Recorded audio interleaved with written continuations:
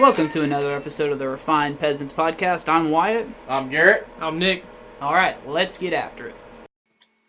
And today we have given control of the podcast to Garrett, which means no more logical bullshit, no more science, no more nothing. And we're going to discuss something incredibly fun and I'm a big advocate for and I'm super excited about. Yeah, so this should be interesting. Do you want to put this in the history podcast, or do you want to put this in the playlist, or do you want to make it a new one? This is going to have to be a new playlist. This is going to have to be a new I don't know. file. Fair enough. I mean, I want to name it the X-Files is really what I want to name it.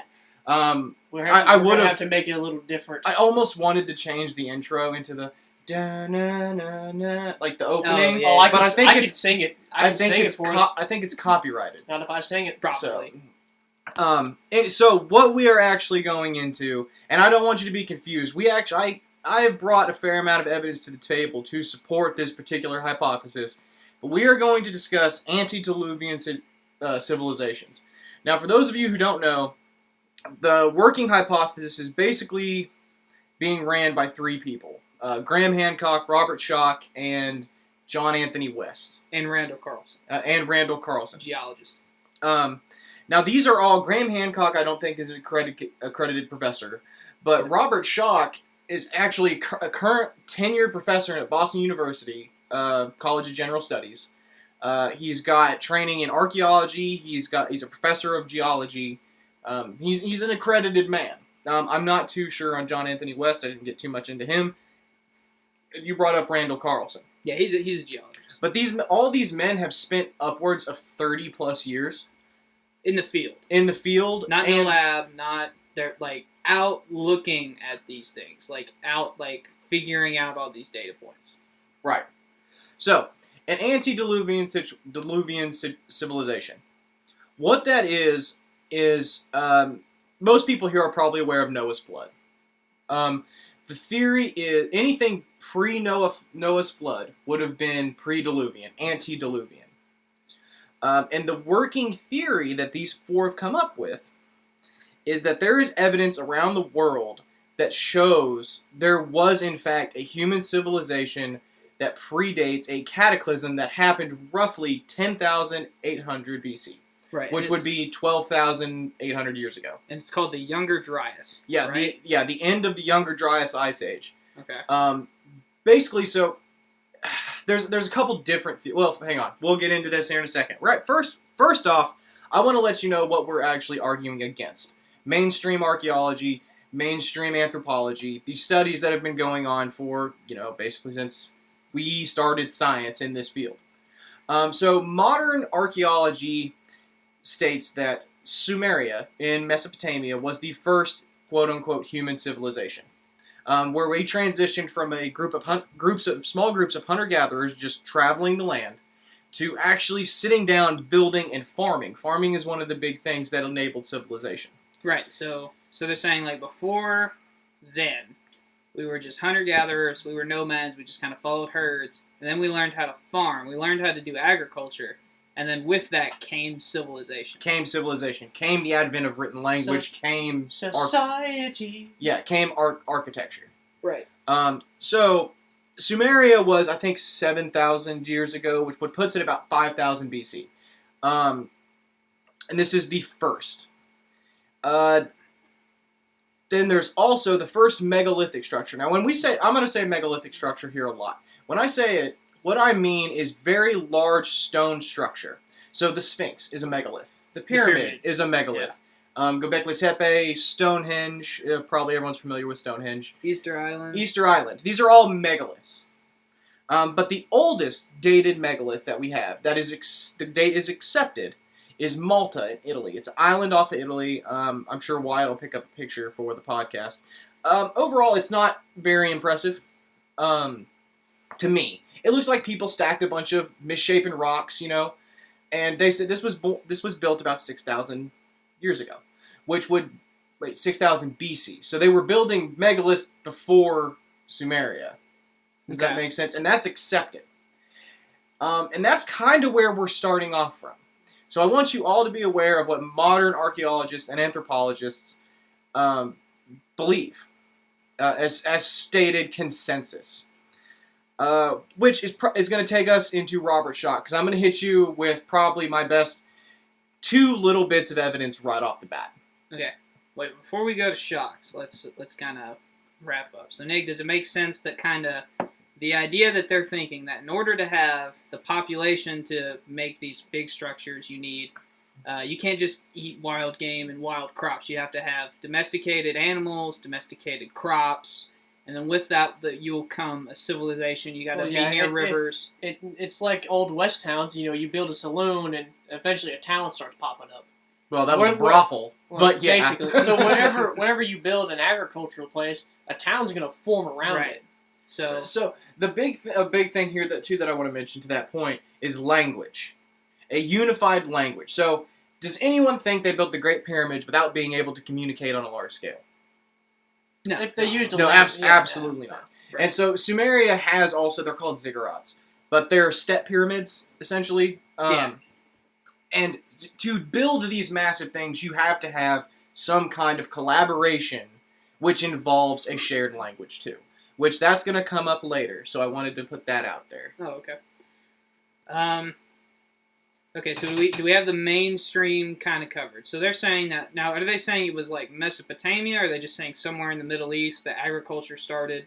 Like, where's the idea where agriculture started? Is it not? It would have been It would have been somewhere in the Fertile Crescent, in the Middle East. Okay, it probably would have been because the Tigris Turkey River. South, like southeast Turkey. Yeah, down to What are Saudi the two main? It's the Tigris and Euphrates. Yeah, the Tigris and the Euphrates. It's more like it would have been along there, like the Egypt and the Nile. Well, they would have stuck by those. There rivers. were also 2 other rivers back then. The Ganges. No, the Ganges is in India. I don't know. I know what you're talking about. They're long since dried up. Well, the reason they're gone is because a lot has changed in the past 9,000 years. Yeah. But they used to be there. They probably just formed and in the Tigris and Euphrates. That's something we're going to get into too, Nick. Is all these civilizations. So even in modern society, like something like 75% of the world's population is concentrated around the oceans or around waterways. Or rivers. Yeah. And that's an important thing. Human civilization has probably always been like that because water is heavy. It's hard to transport in large quantities, especially for. They're saying that Sumer maybe had like 150,000 people living in the city. Mm-hmm. Like it's a huge city, especially for the time. Well look at what's it? Where Mexico City is now. Tenochtitlan. It's a big giant, basically a lake that they built their city on an island. Right. And you just walk in and grab some water. And I would say that goes in the fact that fishing.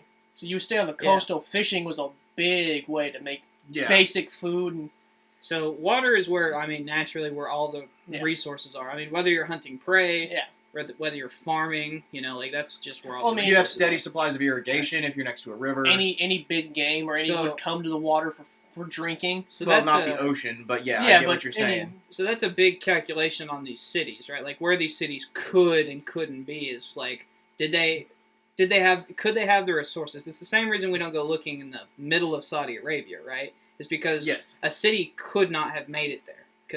That's not necessarily true. Because if civilization only goes back, to Sumer, then that would stand to reason. Like, okay, then 7,000 years ago, the middle of Saudi Arabia, the middle of the Sahara, those were deserts. You can't build there. If civilization goes back to 10,000 to the Younger Dryas period, the Sahara was a rainforest. And it was a shallow sea and a rainforest. I was thinking to say it was in between tropical and desert. There's a word for it.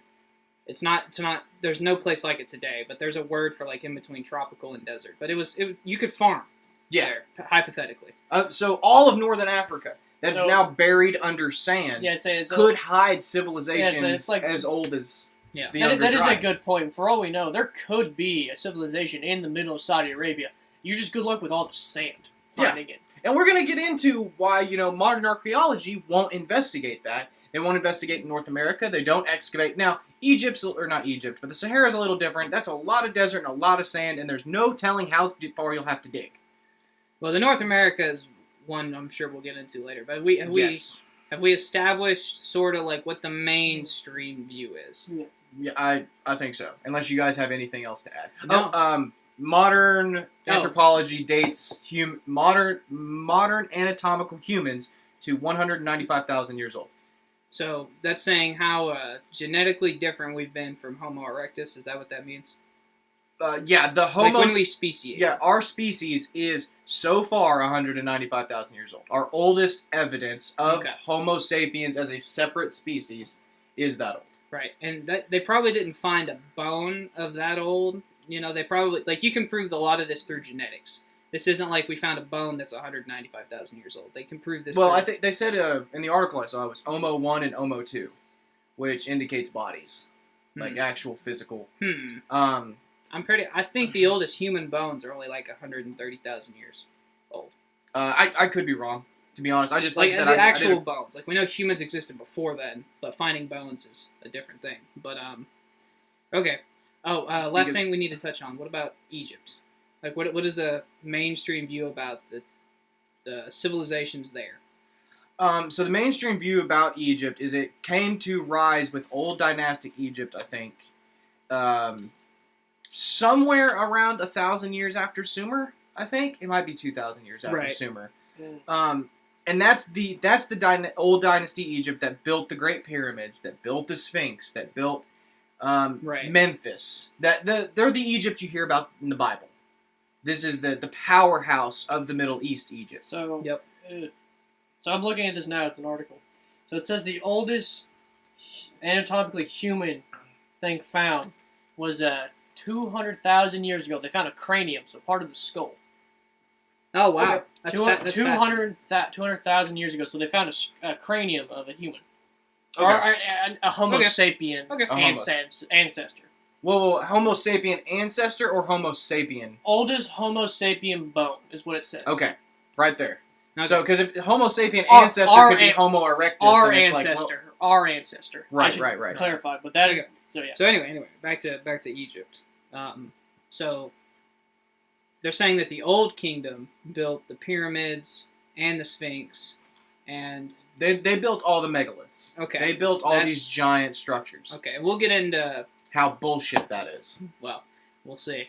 But okay. So do you want to start with? Do you want to do like your personal view, Graham Hancock and them's view? Like, what's the? So I'm gonna go with my personal view. I'm gonna do at the wrap up of the podcast.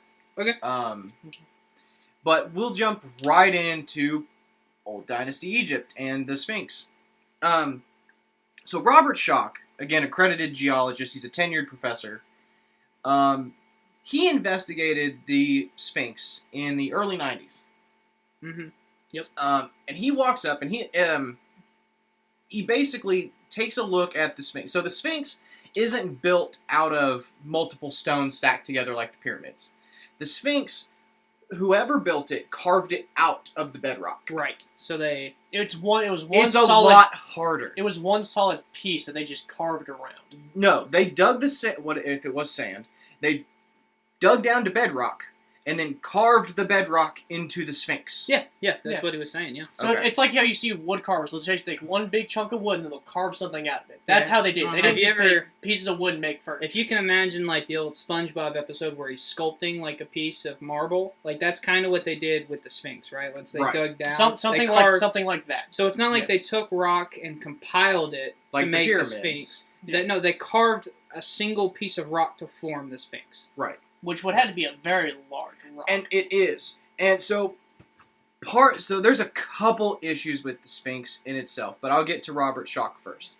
So he takes a look at the Sphinx's enclosure, and he looks at the erosion patterns that are on, especially I think he said the south wall. Yeah. And he looks at it, and for a long time, archaeologists have said that's wind and sand erosion. That's wind and sand erosion from being in the freaking desert, right?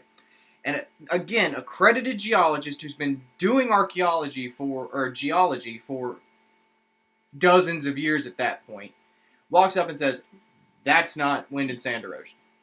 Right. Now, if you don't know what a geologist is, their whole job is understanding how rocks interact with the world around them. How they're formed, how they're weathered, and other things. Right. So, the guy whose job it is to study rocks looks at it and says, no, you're wrong. Yeah. So I guess like one thing we got to be clear about is like Robert Schoch is definitely qualified to tell us, you know, he's qualified enough to have an opinion about what may or may not have caused that erosion. More than archaeologists have. Right. Archaeologists without without a Like, geology degree. I can Absolutely. be an archaeologist if I wanted to. Wow. Essentially. Well, so Egyptologists they're a weird mix of like history Yeah. and archaeology. So like in America, our big thing is history. Like you have history class, American history, world history, and countries like Egypt, Turkey, the Middle East, they have actual archaeology class. Like it's like the American version of history. Well, where history goes back 12,000 years, consensus being 7,000 years, but still. So Robert Schoch is like, you guys are wrong. And Egyptologists basically laugh him out. They're like, no, we're not wrong. We've been doing Egyptology for 200 years, or for 100 years, I think. They started in the early 1800s, Britain's excavations of the Great Pyramids. And they're like, no, we're not wrong. You're just get out of our faces. Now, if you listen to Robert Schoch, he continued his investigation and found a few other things about the Sphinx. So there's the water erosion. Now, the problem with having, you think, well, the Sphinx is in a desert. How does it get water erosion? Mm-hmm. Well, so the conclusion Robert Schoch makes is that it has to have been built sometime when it was still raining in the Sahara. Now, coincidentally, that wraps up to about 12,000 years ago in the Younger Dryas, when the Sahara was a very different place. Mm-hmm. And now, so the Sahara, from geologists, actually we can confirm it goes through these cycles. It goes through cycles of desert to tropic to desert to tropic, and it's done it throughout the history of the world based on climate. But that's the only way he can reckon that it got water erosion. So, which would imply it is older than 12,000 years old. Okay, so let's go. So I think, so I've heard like geologists on the other side of this issue. So, whenever they think the Sphinx was built, about 2,500 BC, right? So about 5,000 years ago, 3,500 or 4,500. So, the bank of the Nile was massive. It almost came up to the Great Pyramids. Like the Nile was like buck up against the thing. So they're saying that, well, so like I don't think it's a consensus that this has to be rain.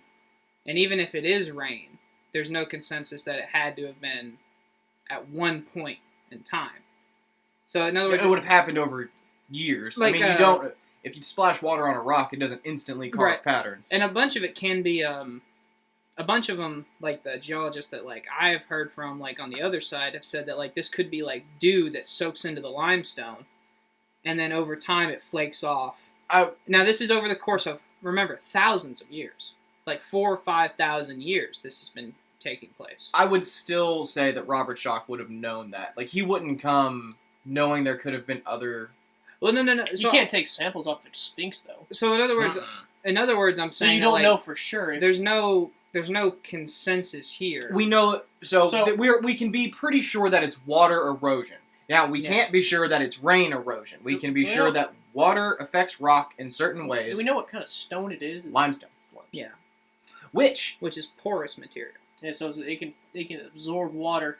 So if it is, do we know how old the stone is dated back? Like how long it's bedrock. It's got to be old. So it could very well have been it kept water in from back when Egypt was a tropical paradise, and it just absorbed the water. And when they started carving it, it just started slowly over years leak the water and cause the erosion.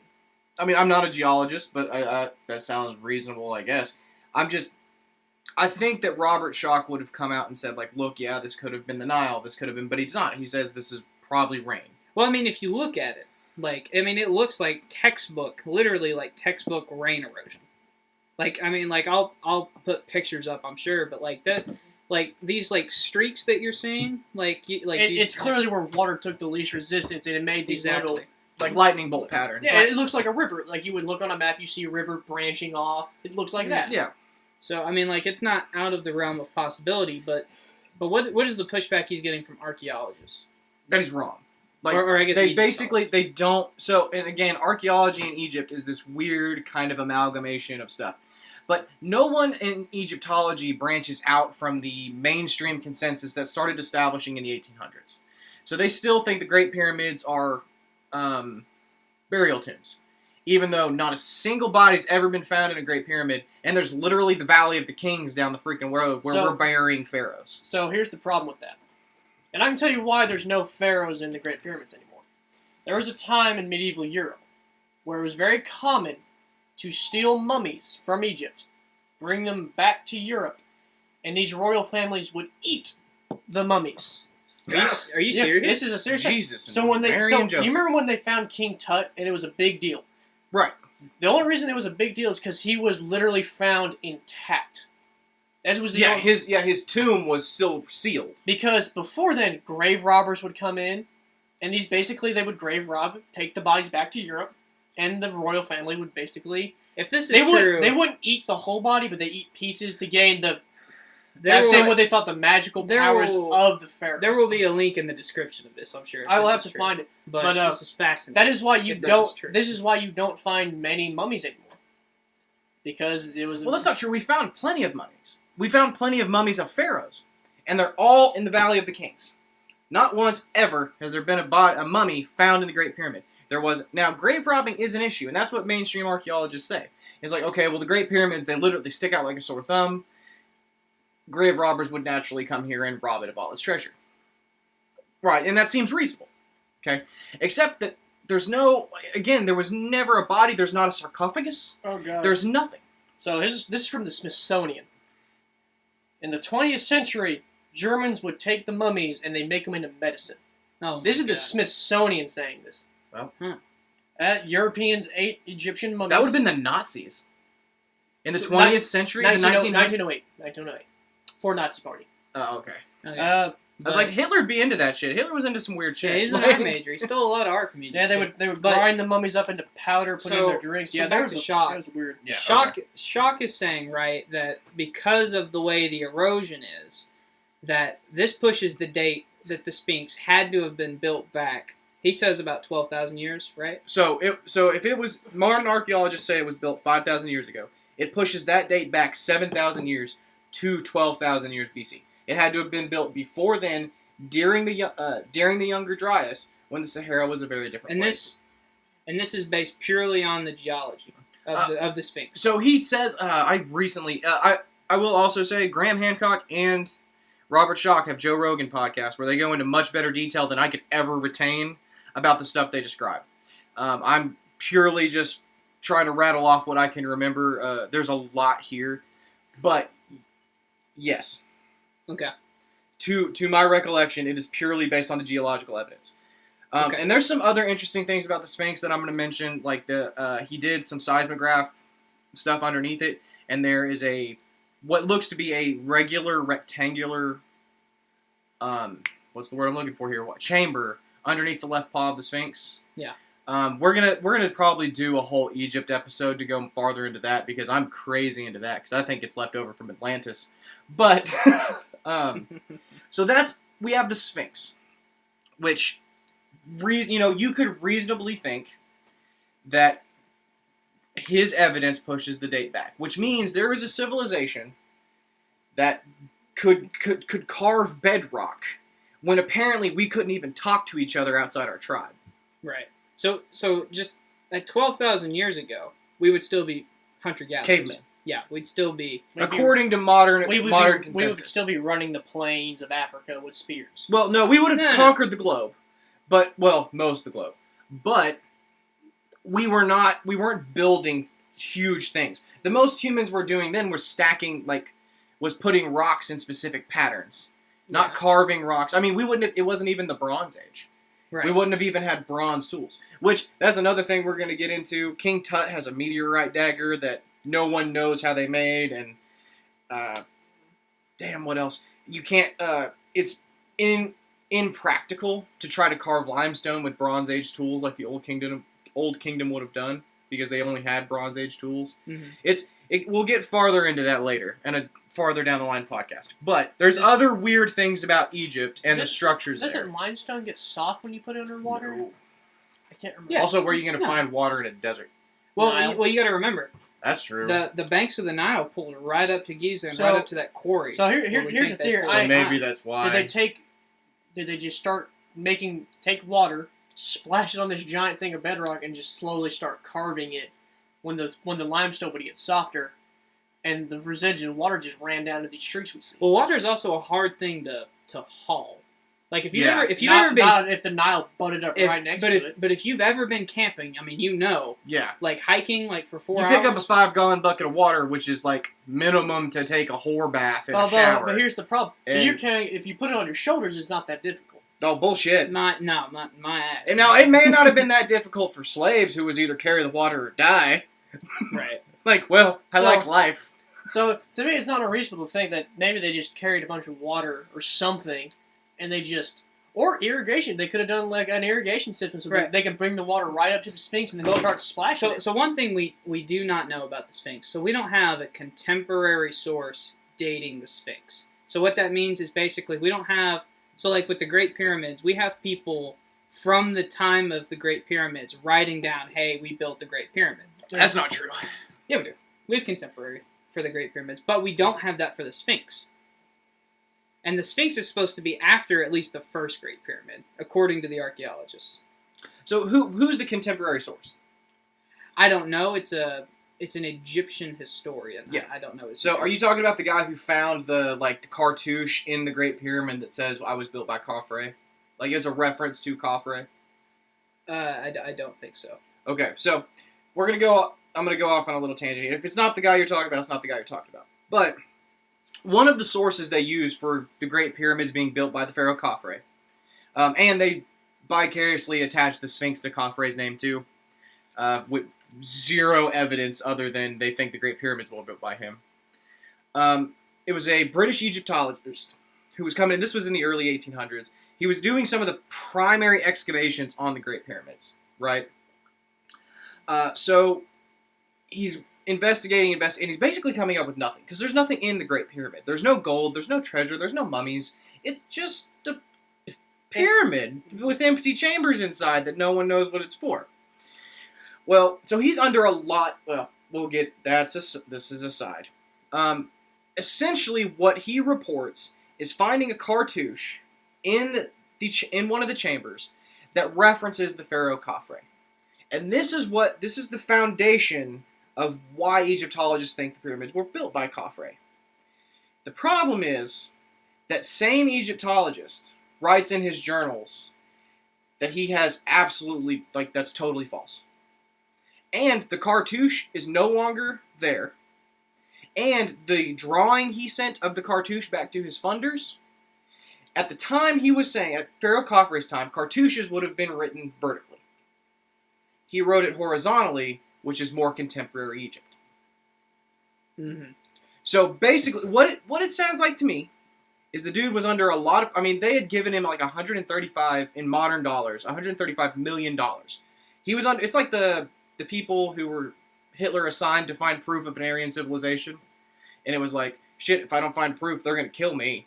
So yeah here's proof, and it's like, no. So if you don't find proof, you're gonna make proof, right? Yeah, Okay, and so that's what I think. And in his journals, he doesn't say that, but he does say that he found no writing, no paintings, no nothing. And what century is this guy in? The 1800s. Okay. A lot has come forward since then. For example, we found a bunch of, the document I'm referring to is called the Westcar Papyrus. And it's actually in a museum in France right now. Okay. In the Louvre? And, yeah. Yeah. And it's also got a similar list. The rock, so it's actually a group of rocks, tablets, better yet. Oh. And it's also got the Sumerian king list, which I'm sure you know about. Yeah. But separate rock of what I'm talking about. But basically it dates it to Khafre, and it's contemporary with Khafre. Or Khufu. So they think that Khufu built the Great Pyramid of Giza.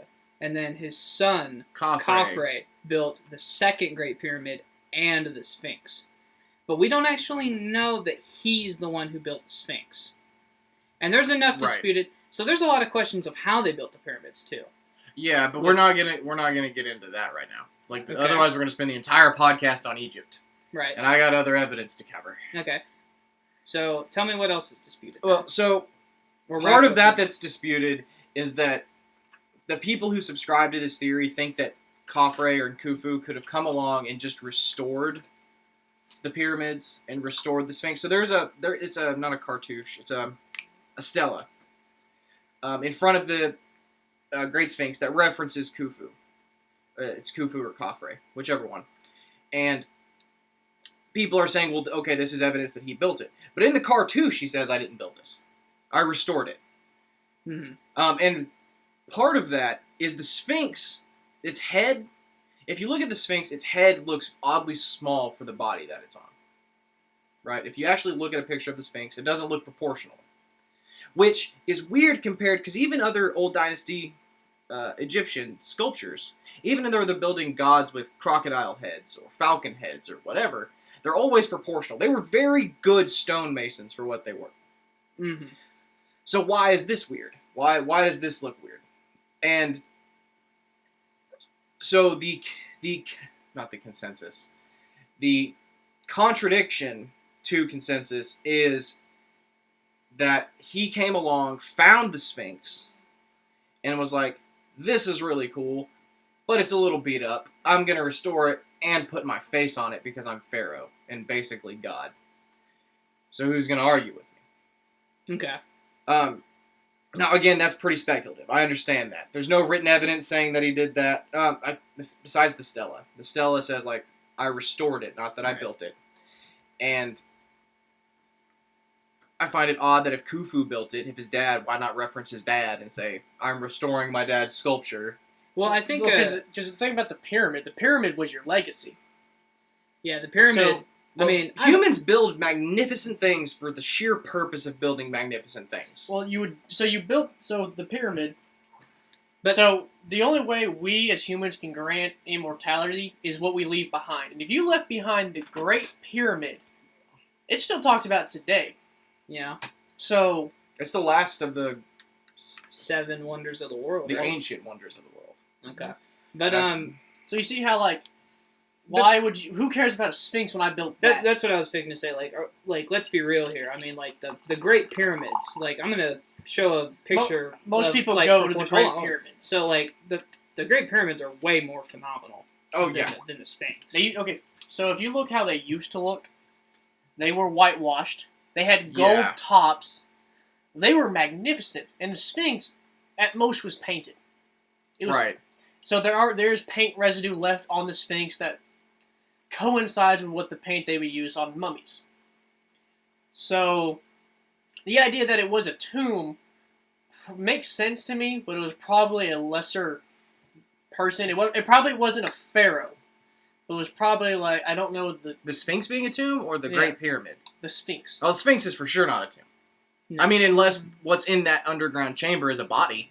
Then it could In which very well be a statue of So a man. why don't you think it could be a Khafre who built it? So I guess it is possible that Khafre built the pyramids. And humans, the Great Pyramids are, like Nick said, if you can Google an image of what the Great Pyramids looked like when they were first built. So if you Google them now, you're going to see like these are raw blocks that have been eroded over time, that Cracked and are broken. cracked and broken and stuff like that. When they were first built, this was magnificent. It was white limestone, literally flat.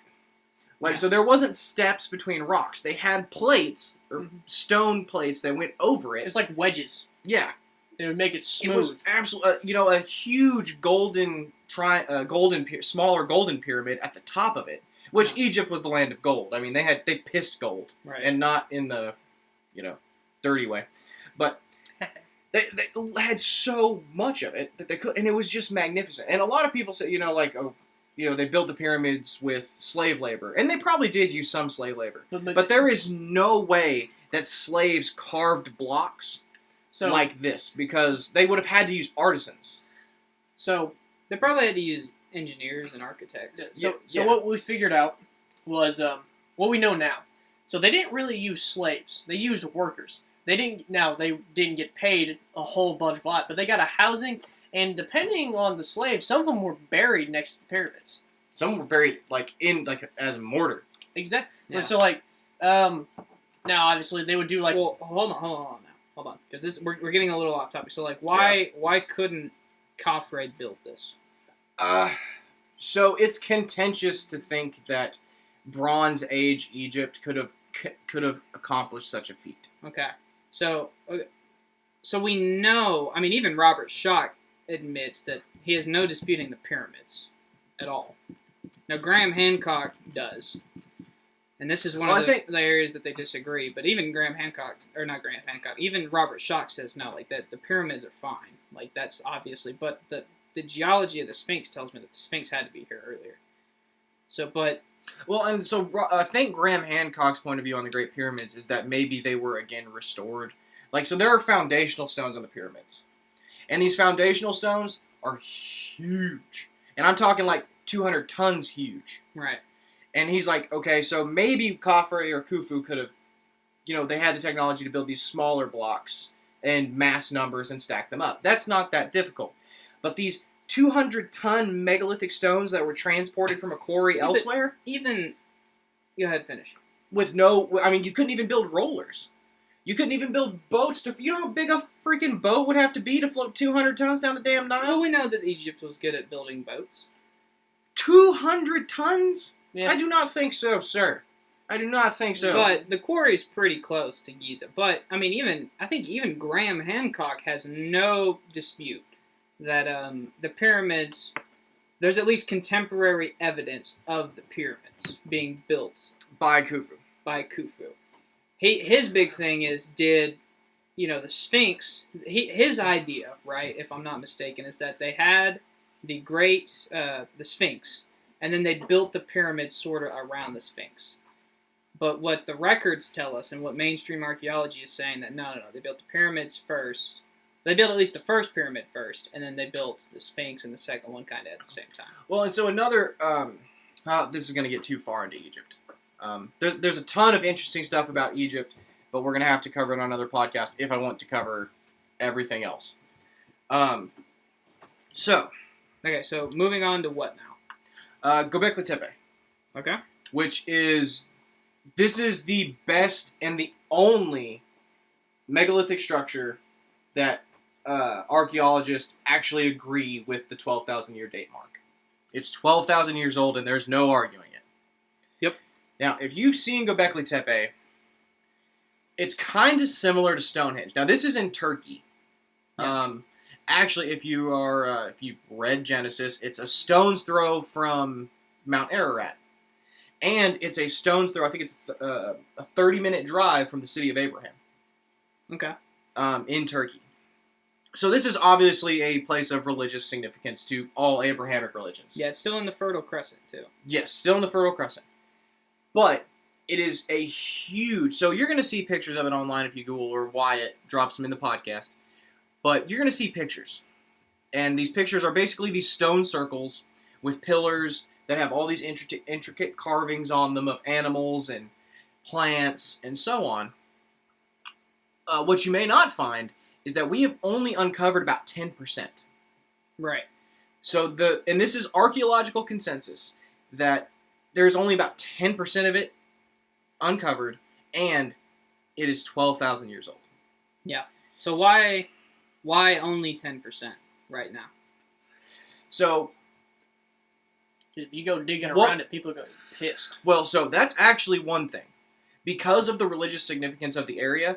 Is it like Stonehenge where like it's stone on top of stone? Yes. So if that topples over, it ain't like Stonehenge where they fix it every year. No. Well, so the problem is ISIS and radical Muslim people over there have a really bad history. Not in Turkey. Yes. Not in Turkey. Yes. And yeah. Okay. But so they have a pretty notorious history of things that disagree with their modern religion. They destroy it. So, like, ancient Babylon was basically blown up. Like, they blow up statues, they blow up writings, they blow up anything, because it disputes, like, it's basically like, we don't believe this, it's heresy, it's... Burn the heretics. Yeah. Okay. Yeah. So, that's part of it. So it's a very religious, contentious area. Okay. But, It's also just so massive. Yeah. It's huge. It's like 1,000 feet in diameter. Yeah. Which It's that's pretty big. That's like 50 times the size of Stonehenge. it's huge, and they actually think it's quite possibly bigger because some of the surrounding hills in that area have little pieces of rock, like carved stone, that stick up out of the sand, and they're like, okay, there's probably something here, but we've got enough over here to deal with. Let's wait. Right. There's a couple of sites in Turkey. Point of interest. I mean, Turkey does, like, on the top of Mount Ararat, there's a rock structure that looks very similar to a very large boat, and it's like it's No. That's Ron Wyatt's study. That's no. No, That's not the Ark. But no, it's not. It's probably not the Ark. They didn't find the Ark. No, they did not. Okay. But it's a structure, and people in the surrounding area actually believe Noah's built there. There's a huge graveyard there. So it's not just one person. The culture around the area says, no, this is Noah's Ark. It's on top of Mount Ararat. It does look boat-shaped. Weird rock does weird things, though. Yeah. And wood definitely doesn't turn into stone over time. But wood can be engulfed by stone. Yeah, but that's not In 5,000 years it can. So do we That's not true. Do we know what they what was it used for? Was it religious? It was We think it was religious. Yeah, we think it was of some religious significance. Probably a place of prayer. Yes. Yeah, probably sacrifice. We also well, there's no altars. we have a little bit of evidence to think that it was at least there may have been some trade going on. Yeah, it could have been like a meeting place. A hub. Well, because there are carvings of animals that at the time wouldn't have been native to the region. Yes, and there's also carvings of plant life. So the big mind blow one is there's a picture of corn. There's a picture. If you see it, it looks like freaking corn. Yeah, it's sort of like It could be maize. But it was grown nowhere it couldn't except have North grown. America. I was going to say it couldn't have grown there. So that we know it can't be corn. Could be an No, ancient. do we? It could be an ancient ancestor No, of we don't. corn. No, we know it can't be corn. That's not true. It could be Because this is going to be another podcast. But if civilization is 12,000 years old, who's to say that this civilization that was that old didn't conquer the planet? And there's some evidence of that. But that's going to be when we get farther into what this civilization could have possibly been, which is not going to be this podcast. This podcast is to give you a solid baseline of the evidence that we actually have before we get into the really speculative stuff that we have little to no evidence of. But yes, so the consensus is it's some kind of religious structure, a gathering point with trade, probably. I mean, if you build something this massive that early on, people are going to come see it. Right. But the issue with it is it's confirmed built at a time when we should have still been in caves. Right. With no shared languages beyond, Yeah. I mean, definitely no written languages. Yeah, no written language. So this seems to be like right a little bit before we started building or getting agriculture. So all of the plants that we've been able to dig up around the area, they're not domesticated. They're still wild. But I mean, if you know anything about evolution, to domesticate something, You have to farm it over and over. it takes time. Yeah. So I mean, it's not like it's sort of like if you can imagine like red and blue on a spectrum, right? Trying to find the exact point where it goes from blue to red is impossible. Right. It's that may have been hard for the audience to grasp right there, but if you can imagine a color wheel, trying to find the exact spot where it goes from one color to the next is literally impossible. Yeah. So they're saying that like in the evolutionary record, it looks like one day there's wild plants, one day there's not. Even though we know over time it would have, changes. yeah. Just like Right. domestication of animals. Like one Right. day we were Same getting thing. eaten by wolves, and then the next day we were hunting with wolf packs. Exactly. Like, So I mean, so they may have been able to farm. That's not outside the realm, and they could have been farming wild stuff. And this is right at the end of right in the middle. Sorry, of the Younger Dryas, right? so the structure was built before the end of the Younger Dryas. Okay. Because it's dated, like, there's active, like, the artifacts left by people. So, like, bits of tools and stuff like that we can carbon date dates to 12,000 years ago. That's why modern archaeology is like, okay, I mean, this is 12,000 years old. The problem is, so I told you early on in this podcast that the earliest recognized megalith is 6,000 years old in Malta. They're not counting Göbekli Tepe. Why? Well, because they come along and they're like, okay, this is clearly 12,000 years old, but it can't be. Can't be. We just haven't found any evidence. See, I don't think that's true. I think that, I mean, archaeologists are the ones who found it, the ones who excavated it, the one who dated it. I mean, there's no question. They're not denying that it exists, you know? Like I've heard about archaeologists who work on the site. I've listened to a couple of podcasts to get ready for this one. And, I mean, to them, it's not like they're saying this isn't real, you know? Would you read that out loud for the podcast when I searched? Oldest megalithic structure on Earth. I'll screenshot it and show it on the podcast, and it'll say the Temples of Malta. The Temples of Malta. Okay. Which, dating back to 3600 BC, which would be about 5,600 years ago. So here's my question. So we have confirmed Göbekli Tepe at 12,000 years. Mm-hmm. So you said there was a carving of corn, correct? Yes. Well, hold on. Pause. Something that strongly resembles corn. Right. Because there was an ancient ancestor of corn there, and I'm thinking they probably carved. And we perceive it as corn because it looks like corn. It looks like old. Yeah, All right, probably. Nick, I'm gonna show you the picture. Show me the picture of the corn, and I can tell you. Yeah, this will be on the screen right now. But there's also a picture of a vulture that Graham Hancock seemed to think was an albatross, and it's like, no, it was a vulture. Okay, it was. Yeah. It was definitely. So that's the thing. Like, just because we don't, it's like there's also Indian structures of what we think are hippos, and as it turns out, it's a boar. Because, well, they were working with skeletons. As it turns out, a few thousand years ago in India, where they were building these structures, wild boar were rampant. Yeah. You know? And if you're drawing a boar from the side, with the tusk and everything, it looks like a hippo with its damn mouth open. Well, have you seen like medieval paintings of like lions and crocodiles and rhinos? They don't look like rhinos, crocodiles, and lions. They look misshapen, which could very well be a possibility. So the carvings at Göbekli Tepe are by no means. I mean, they are works of art, but they are by no means like detailed, super specific. Like this isn't like what you find in Egypt or even ancient Babylon. They probably took a dead boar, stood it up on its side somehow, and then just carved it from there. So here's a few of the pictures, Nick, and I'm trying to find. But,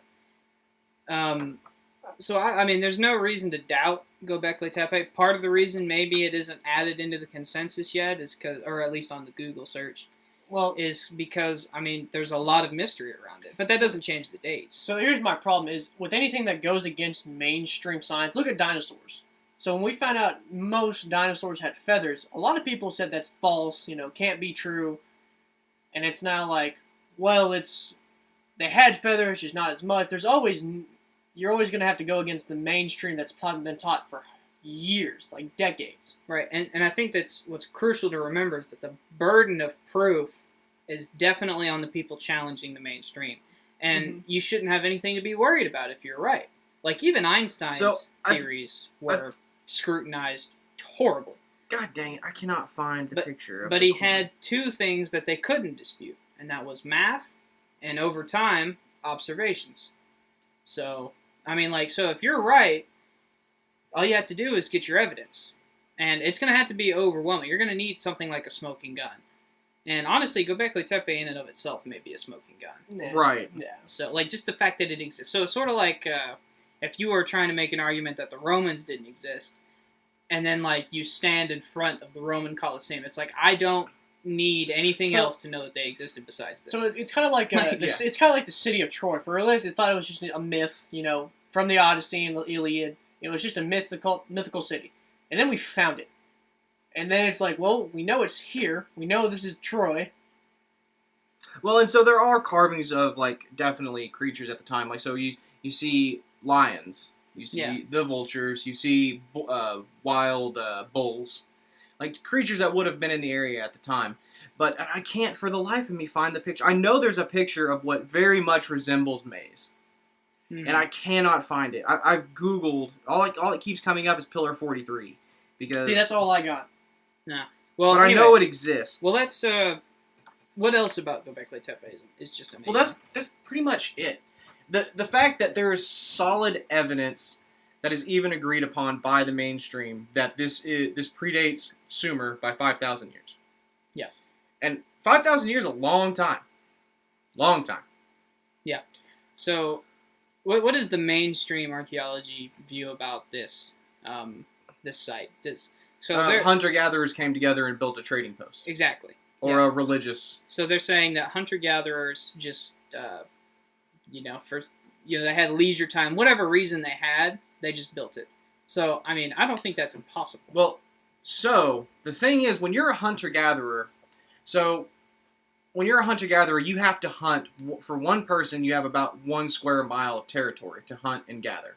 That's the requirement for how many resources you need. Now, how long does it take to roam a 1 square mile area? Especially to hunt or fish. Like, Nick, if you were going to hunt, like, all you had to do, like, you were going to go hungry or you were going to roam until you got food. Like, so the thing is, like, to build something like this requires free time and surplus resources. Yeah.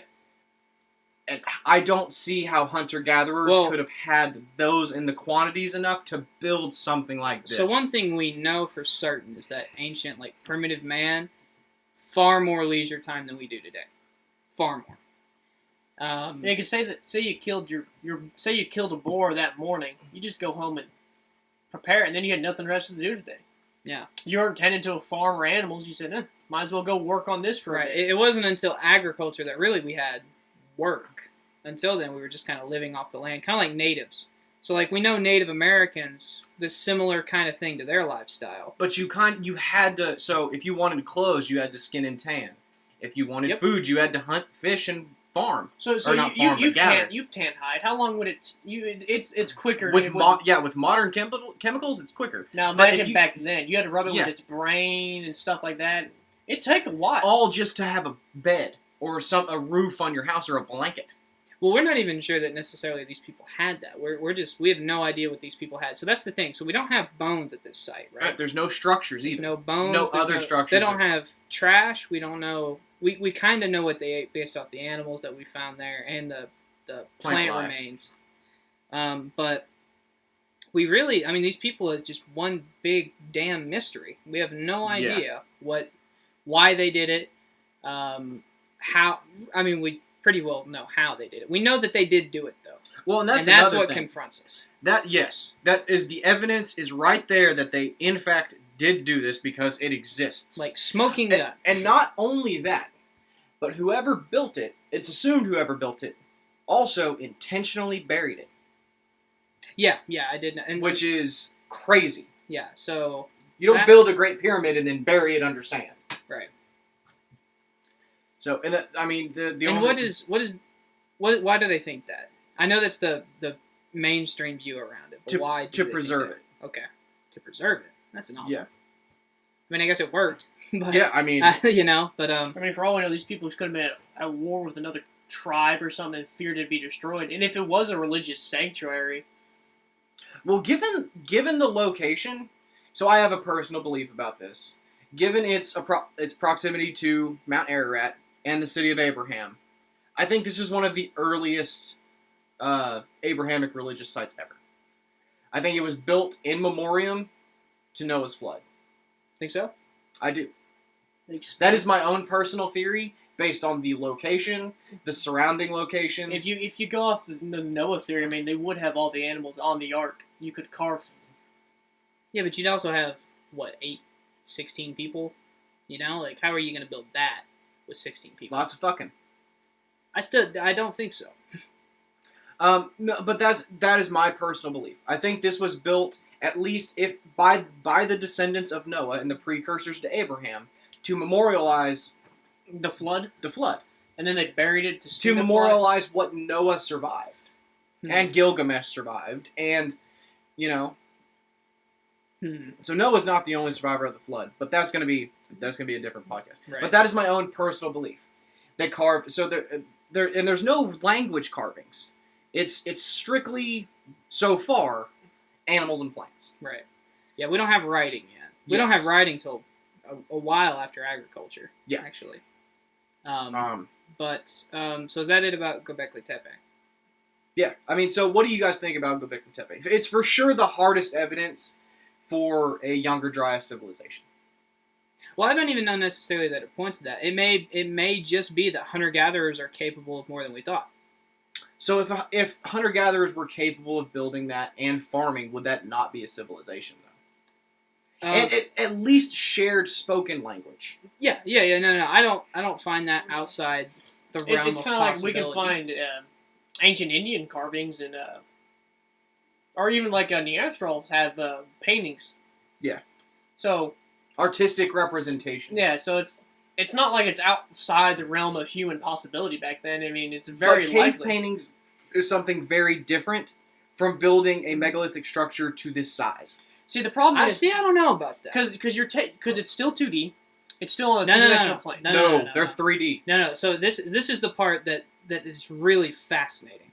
So to be able to paint on a 2D plane 3-dimensional objects like that requires abstract reasoning, and we have no idea, like, to this day, what the hell opened up the human mind or like what switched the brain on. So here's the thing. Yeah. From what I've seen of these pillars, and they are pillars, but they're carving them in a 2D form. No. So they're- the images that come up. Yes, they're coming out. So that all you're doing though essentially is carving away from what you don't need. You're still It's carving. called, so if you're an artist, it's called negative artistry. You know, where you take a pencil and you scribble a whole bunch of stuff, It's okay. and then you erase around the scribbles to make a picture.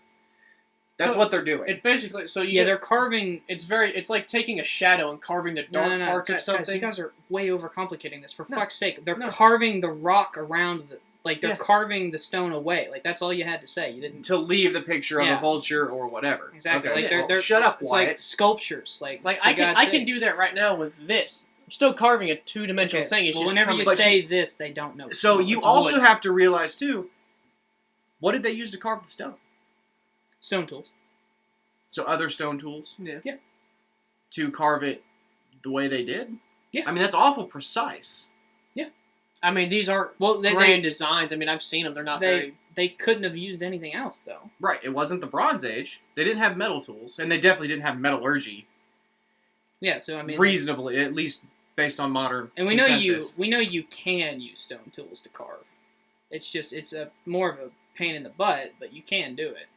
And I don't think it's this one, but there's another site in South America where the blocks are diorite, Yeah, they're perfectly square. and they're perfectly, like, you can cut yourself on the edges, and it's like diorite's like the third hardest material on Earth. It's like diamond, something else, diorite. So it's like, how the fuck did they do that? But that's going to be later on, because I'm going to mention a bunch of other ones that. Okay, actually, I can. You guys have anything else on Puma or not? Göbekli Tepe. No, go ahead. Okay. So, we have been confronted with the evidence that at least What are you shared. going? What are you going to right now? What am I going to right now? Yeah. Like, what's the next? Other segment? megalithic sites. Okay. Starting, we'll probably go with underwater megalithic sites. Okay. I'm going to start with Dwarka. So if you don't know what Dwarka is, imagine it's the Hindu Atlantis. It's a city that was built by one of their gods, and I can't remember the name of the god, but they have like 133 million gods. But this was one of their primary deities, where he built the city and resided in it. And then it's referenced as, a long, long time ago. And then a great cataclysm happened, and the city was thrust into the sea. And for a long time, everyone's like, okay, but this is another Atlantis. It's just totally, it's just a myth. It didn't really exist. Then we found it off the coast of India. We found Dwarka. Now, obviously, when you have stone sculptures that have been underwater for 12,000 years, or speculatively 12,000 years, saltwater erodes rock a lot faster, along with tides and other things, coral growth, stuff like that. It makes it a lot harder to recognize. But we found the city. Let's see. Teotihuacan is theoretically older than what it's claimed to be, because the Olmecs were the first big. So you probably know the Mayans, the Aztecs. The Olmecs were the first. In North America, right? Yeah, the first or in the Americas. Yeah, the first documented Native American culture in South America. And they basically, any land that the Mayans and Aztecs had, and the Incas too, it's only because the Olmecs disappeared. It's basically like the Olmecs diverted into the Mayans, Aztecs, and Incas. Okay. Let's see. There's Pumapunku in South America. That's the one you just talked about, the diorite. The diorite blocks. If you look up, Wyatt will put up an image of Pumapunku. They're called the H blocks. And it's fascinating. How they managed to carve this incredibly hard material into the angles that they did. It's unreal, to be quite honest with you. I mean, this rivals contemporary Roman architecture. Like the building of the Colosseum. And this was way before that. Mm-hmm. I've covered Teotihuacan. There is Malta. Malta's not that impressive to me. Like I stated earlier, it just kind of looks like a bunch of stacked rocks. It may look better when it was built, but I'm not terribly impressed. There's the pyramids in Babylon. There's the pyramids in China. China has pyramids that were covered up by dirt over time. There's a lot. The problem is with most of these sites, modern archaeology is saying no, they were made in reasonable times, post-Sumeria, at least, and really for the North American civilizations, like post-Jesus, like AD. Mm-hmm. Now the argument against that is that these sites. So when you have an archaeological dig, you have to look to date it, you look for the oldest material there. The oldest material you can carbon date and find. So if Nick walks over a pyramid and he drops whatever, and then 100 years later, me and Wyatt come through and drop something else. You would preferably, the structure was there when Nick dropped his thing. So you would go off the oldest, you know what I'm saying? Yeah. That makes sense? Yep. Well, the contradicting theory is that they are not people lived in these cities after they were built. So they were thinking okay, you guys are only dating it using this group of evidence, when if you would just dig deeper, there would be a whole bunch of other evidence that predates it. Mm-hmm. So you're not going as far back as you need to for where the civilization is. And Well, you only go back maybe 2 generations. no, I mean, really, and that's going to be a lot of Graham Hancock stuff. Is why do we keep stopping digging? Why we find so in America specifically, you can't get funding to dig below a certain depth into the archaeological record. Well, there's no point. Yeah, see, and that's the consensus. Is there's no point. Humans weren't here. Well, if you're looking for humans. Bullshit. If you're looking for mammoths, mastodons, other things, then I think I saw this in your notes, so you know what I'm about to bring up. God, you looked at it so weird. You got so excited. I am so excited because in California they decided they were going to build a road. And it was a hotel. In a hotel, whatever. Yeah. Well, so while excavating the ground for this, they dig up a mammoth. Okay? Mammoth had tooling marks. Had, it was 35,000 years old, right? No, it was 100 and something thousand years old. 135,000. 130,000 years ago they found this.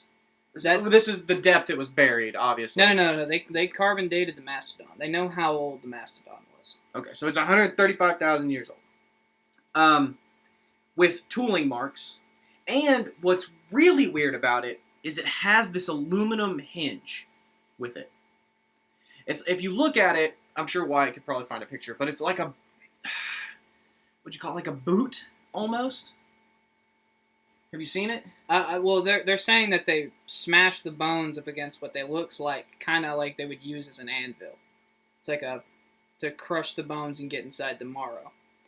Now, Primitive anvils aren't common. You just find a piece of hard metal But what's or hard not rock. common is aluminum in metallurgy at 130,000 years ago. Well, I didn't read anything about them finding any metal stuff around Can the you tools. can you tell me what it? Okay. Well, hold on, because we got to continue the conversation. Yeah. So, like, this is your thing. Tell me what the big deal is. So the big deal is that, again, on this mammoth, they found an aluminum boot that we didn't learn to smelt aluminum until the 1800s, till the 19th century. Okay. So then we know, I mean, just based off that it couldn't have been No, we don't. human-made, right? I mean, it could have been. Who's to say? No one. So I'm going to come out and say, like, I'm not speculating that this antediluvian civilization, I'm not saying that they had iPhones and computers and cars and stuff like that. But they could have been very advanced in very different ways. Okay, well, we'll get to that later. I wanted to start the podcast out like that, to talk about, like, what the civilization is. But we went a different route, so. Well, I wanted to give them a basis for why I believe that this civilization existed. Well, they don't even know what the idea is yet, is what I'm saying. But anyway, so the big thing with the mammoth bone is that, so, I mean, just to describe to the audience, I mean, like, literally, so they were building a hotel here. They were digging, they've been driving over this site with, like, 100-ton trucks, tractors, everything. Literally, it's a construction site. They were leveling it out, and then they find this bone, right? And it was 2 feet where they were excavating with a tractor to level the ground. Like, so, I mean, I asked the audience, like, what's more realistic? That humans have secretly been in America for 130,000 years, and they killed this mastodon, because it's not a mammoth, it's a mastodon. And they... What's the difference? It's just a different variant. Yeah, it's kind of like African elephant. It's like a pygmy. Yeah. African elephant, woolly mammoth, mastodon type thing. So, like, what's more likely? That early Native Americans, 100,000 years before we were probably over here, did it, or it got ran over with a tractor? When we know that a tractor was there, and we know it was digging right there, and we know that trucks, 100-ton trucks, maybe even a couple 1,000-ton trucks were driving over it. And I was wrong. This was found in Romania, not in America. No. The one you're... okay, so the aluminum case was not in America. But yes, the mastodon case you're talking about did happen in America. Yes. Happened in San Diego. Yes. I mean, like, to me, it just... that humans weren't in America that late. But you don't know that because we don't dig that deep.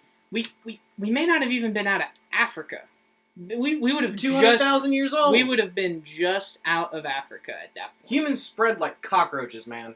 Well, plus, you got to figure out how they're going to get over there. And another thing, it didn't have to be Homo sapiens. So Clovis man so far has been the oldest thing. It was 11,500 years ago when Clovis man was there. Which is the first indigenous people crossing the Bering Strait. And the Bering Land Bridge was 20,000 years ago. That was the start, but they don't think that that's whenever we went across, right? No, that was when the Bering Bridge was there. Okay. So between 20,000 and 11,000 years ago is when they think Native Americans would have come over from Asia. Right. But, so, another thing we need to get into is Homo sapiens, like us, modern anatomical humans, we aren't the only human species that's ever walked this planet. Wait. There's Neanderthal. Neanderthal did use tools as well. Neanderthal, Denisovan, and Homo floresiensis. They also had tools. All these had tools. And not as complex as humans. They mostly had pointy sticks. Yeah, but that's not true. That's not true. So Neanderthal had spears. Well, hold on. To me, it's irrelevant. They couldn't have gone to America either. No, that's not true because the oldest civilization so far in South America was 30,000 years ago. And why couldn't they have sailed How did they get here? there? And that is confirmed. 30,000 years ago, people were in Peru. 30,000 years ago, people were in What about Easter Island?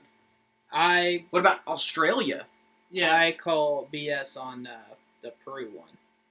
I call BS. 30,000 years ago. But I don't know the dates for Australia. But I know that the depth, like in Indonesia, like that area, at some of those, like between those islands, it's only like 20 feet deep. Like you can swim. Not between Indonesia and Australia, it's not. But we know that they could sail much later on, and that's probably how the Aborigines got there. So that's Nah. the only thing that's going to push the date back. Is that maybe humans could sail and they could travel by boat to North America.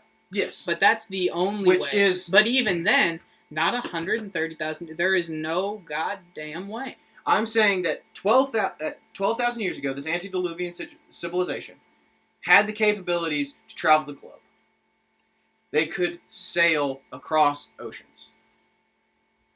Okay, that's a claim right there. That is a claim. Okay, Now, really, the only evidence I have for that is purely speculative, based on... which is to say none.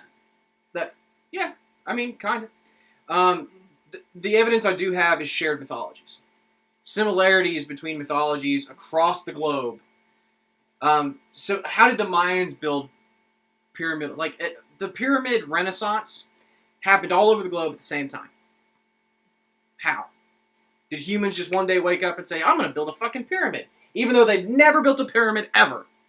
They're just like, huh, son of a bitch. And without seeing, so even if you want to say, the pyramids in Egypt were there, how the fuck were the Mayans seeing the pyramids in Egypt?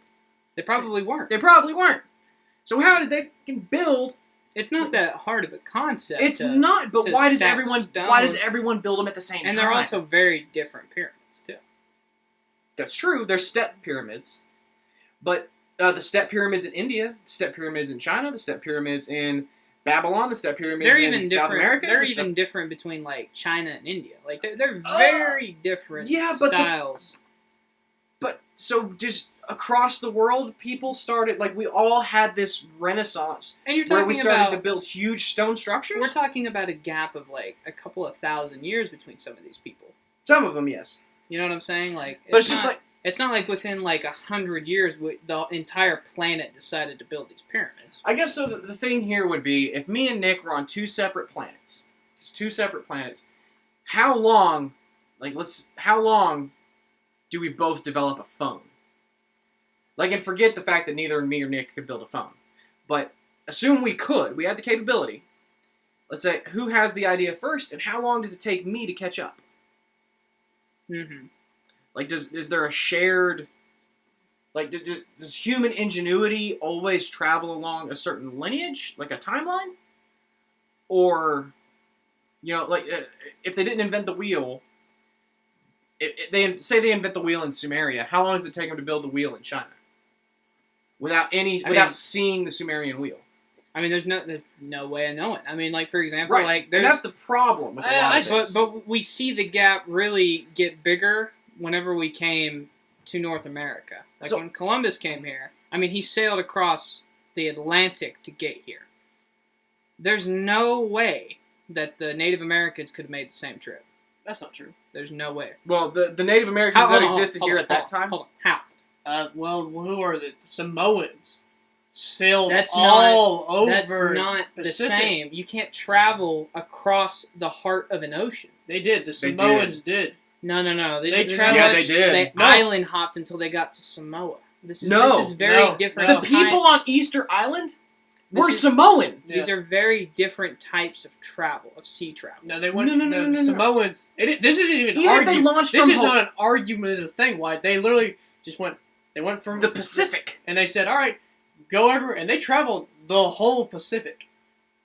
The people who built Easter Island. So let's assume. So we know the Samoans or Samoan ancestors were on Hawaii. So I don't know what's closer. They didn't even start there. They didn't even start. They started. No, they started in Indonesia. But then let's assume they start from either Hawaii or New Zealand, whichever one's closer, to get to Easter Island. That's still clear across the fucking ocean, and we know they were there. We know there was Samoans who landed on Easter Island. But I'm saying they island hop. That is very different from There's no island. From Hawaii. Yeah, there's no island. There's no island landmass between New Zealand or Hawaii and Easter Island. It is fucking ocean. I can't nothingness. I can't think of the geography, but I'm fairly certain that there are hundreds of small islands scattered across that entire place. I'm fairly confident. No, with not enough resources. You don't have to stay long, but especially if you're a nomadic. Is your argument they're stopping to rest? No, they could just be to gather food and what they need. They could have been Vikings on volcanic island. Yeah, but Vikings sailed along Greenland and then Iceland, then Greenland, then into Nova Scotia. Like, they were never far from land. I understand, like... Yeah, that's what I'm thinking that they probably did. I mean, I have no idea. But, I mean, to say that, like... But they did. We know Samoans were in Easter Island. I'm telling you that they couldn't have sailed... So, like, the distance... So they must have either sailed faster, or... Like, they couldn't do long sea voyages the way, like, Western people could.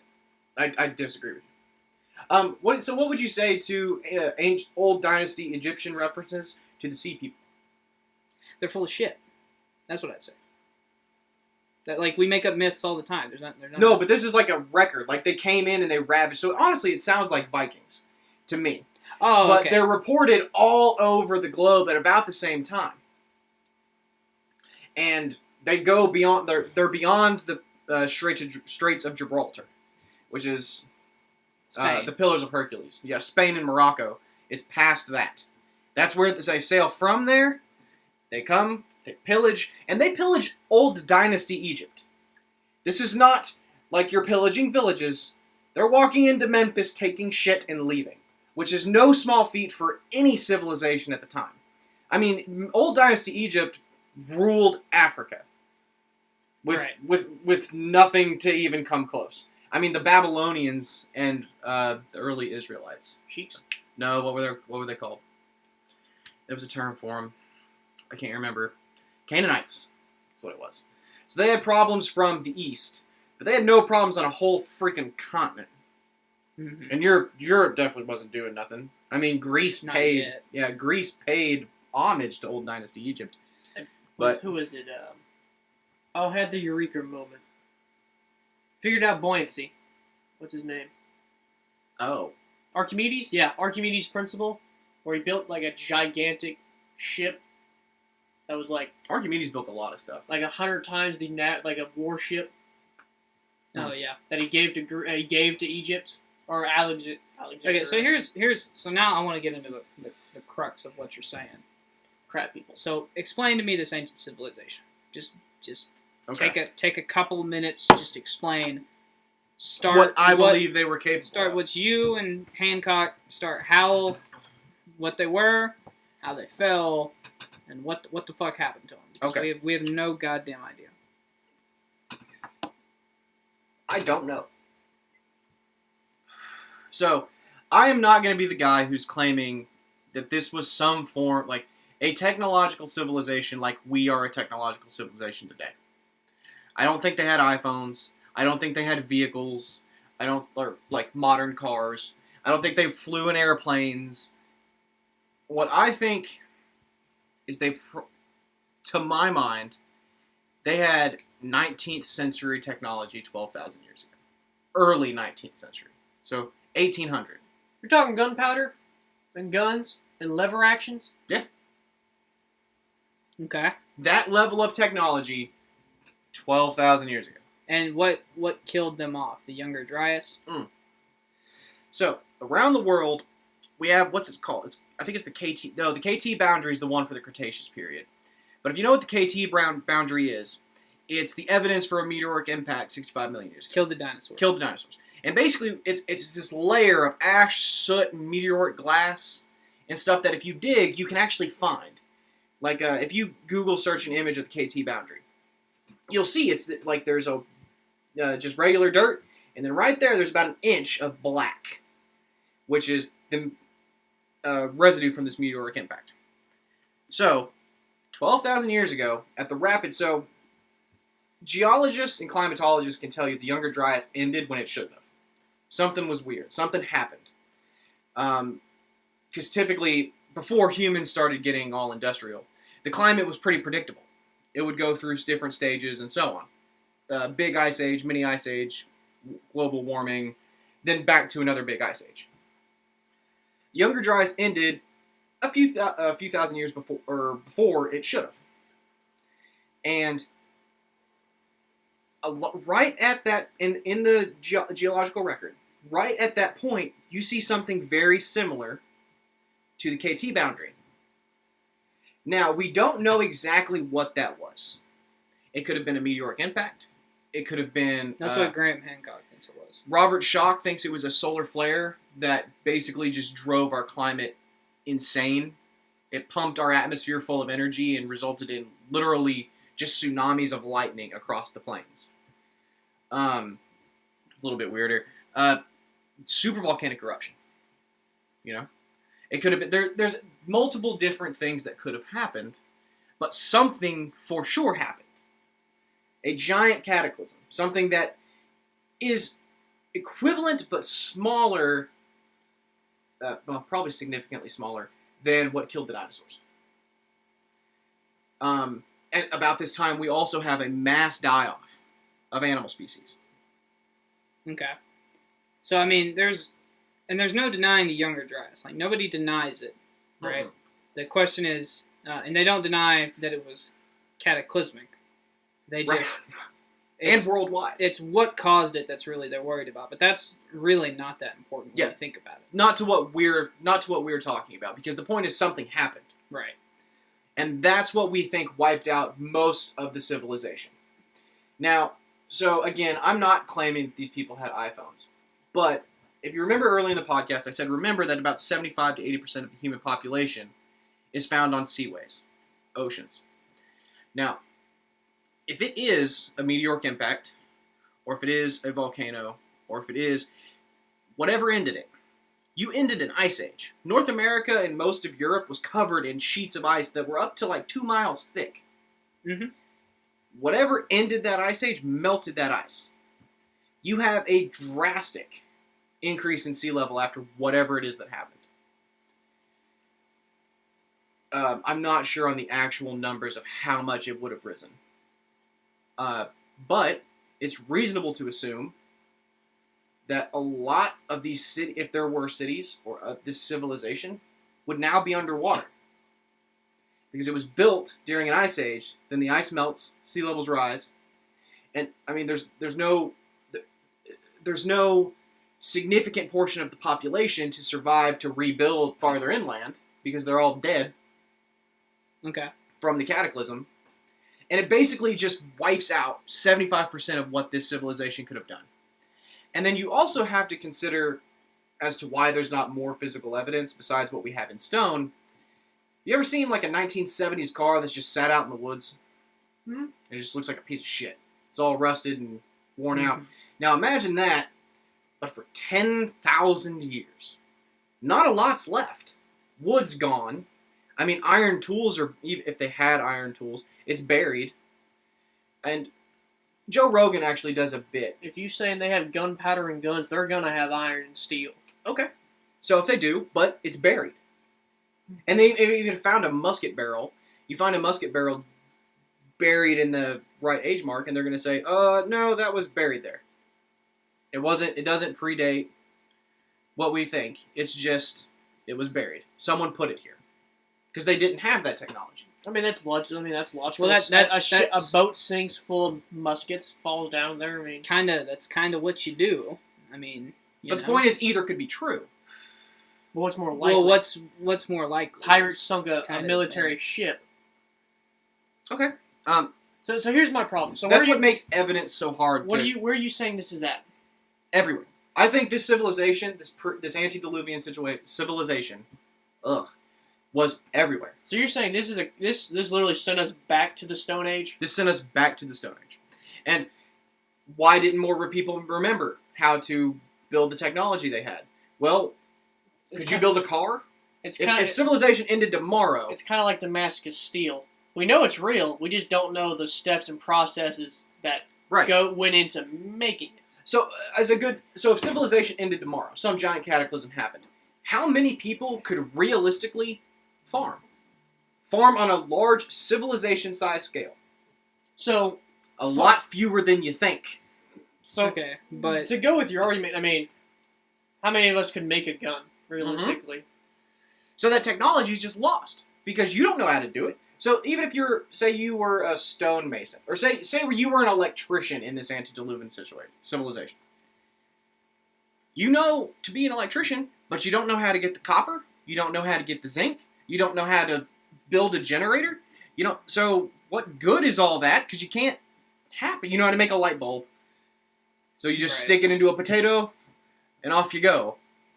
Okay, I'm with you, but so you don't necessarily fall. So Graham Hancock just specifically goes for Atlantis. Oh, I believe in Atlantis. Okay. But I don't necessarily believe that these people were flying around on hovercraft either. You don't think Disney's Lost City of Atlantis people, do you? I mean, so I do think that this civilization could very reasonably be more advanced than us in some different ways. The most you're gonna get me with is they were in the Iron Age when everyone was in the Bronze Age. That's all you're gonna get me at. No. Because no. There's no way they were in the Iron Age. There's just no way. They couldn't have been in probably even the Bronze Age. But so like just a what do you think these people were getting? Is this civilization who you think built the pyramids, the Sphinx, Göbekli Tepe? Yes. Okay, so that's I think who Göbekli built- Tepe was built by the survivors. The people who witnessed this cataclysm came out of their cave, came down from Mount Ararat, and built this as a remembrance to, and that's why they buried it. Because we will never forget the time that we all almost went extinct. That our Okay. way of life was ruined. Okay. So these people were capable of building these great big things, sailing the whole planet, and then they just died off. Yep. Okay. So when you wipe out, so if you assume the same percentage of animal life is also the same percentage of human life that was lost. It's like 60%. So if you killed 60% of humans today, and indiscriminately, just a lottery, how much could we actually retain from knowledge, So of our let me knowledge? put this thesis. All right, so say COVID, really killed, majority. We had a Black Death, killed 90% of the population. How long till we build cell phones again? How many of those people know that gasoline goes bad? Probably not a lot. A lot more people, but people don't think gas goes bad. Look. I mean, like, So it's like I'm understanding like the idea of like lost technology. Like if you dropped me on Mars and you gave me all the resources I needed to, how many years would it take for me to build an iPhone? Right. Probably I'd have to be immortal, to be honest Yeah. with you. I would probably literally you could give me 1,000,000 years. I guarantee you I wouldn't figure out how to build an iPhone yet. Yeah, with no instructions, no one to walk you through I it. guarantee you it would take me over 1,000,000 years. So, I mean, I understand the concept, but what I'm saying is like we don't see anything. Like if this civilization, Except what was carved in stone. like what? Göbekli Tepe. The Sphinx. but there's no evidence of guns or advanced tools. And even with So those here's the argument to that. If you just survived a cataclysm and you have all these, one, I don't think they had the advanced tools when they were making Göbekli Tepe, but because otherwise I would expect it to be much more extravagant and less simple. Göbekli Tepe is beautiful, but it's very simple. I think we could probably agree there. It's not what you find in even Sumeria with the ziggurats. Like me as no stone carving could probably do the same. Yeah, I'm giving enough time. I mean, within your lifetime, I think you could reconstruct one of these Yeah, maybe. pillars. No, like I could literally like carve a boar. With, Yeah. It would look reasonably the same. Well, you're gonna have to find the right stone to use for tools and so on. But like Yeah. I said, you could manage that. But why don't we find more tools? Well, one, it's 10,000 fucking years ago. No, we got a lot of tools at Göbekli Tepe. Do we? Like stone tools? Oh yeah. I think like over 10,000 individual like spear like arrowhead looking things. Oh, that's cool. It's I magnificent. must have missed that. Yeah. But so, damn it. What was your question then? So why do we see no remnants of their society? 10,000 years. 10,000 years is a long time. That's true. And you're not building everything out of. I mean, even if you built everything out of stone, you're building it along waterways. Earth takes over. And then not only, if there was anything in America, in the North Americas, it's all gone as that ice sheet melts. Because you built it on top of the ice sheet, and as it melts, it just rocks now. So, the greatest thing is, so have you ever seen like what civilization would look like if humans were just to disappear, and how quickly the Earth would just take over again? Yeah. I mean, I could see In that. 1,000 years, New But- York City's gone. No. So like New York. Yes. it's a forest, but the skyscrapers are still there. But now imagine New So York now- goes underwater. So now, well, the skyscrapers would still be there. The metal would still be there. So that's my thing about this whole thing is like, where are these people's trash? They had to sleep somewhere. They had to eat somewhere. 10,000 years. We don't even have any evidence of domesticated, agriculture until. But how many? recently. If civilization ended tomorrow, how many people could reasonably farm But- on an agricultural level? But that wouldn't change that. We still have corn in the evolutionary record, like domesticated corn, and not only that. So like, it's pretty clear that corn originated in North America, and then like apples in Europe and oranges in Florida. So like if this society could really travel the whole earth, do we really think that they weren't going to mix and match their fruits and vegetables? Well, it depends and where they stuff? came from. Okay, so But not at all. Like they didn't mix and match. So here's at the all. problem y'all are doing. You're all saying, so corn didn't just pop into being. Yeah. We genetically modified. It's how we got Selectively anything. bred it. So your broccoli, cauliflower, and Brussels sprouts are literally the same plant, just different parts of the plant.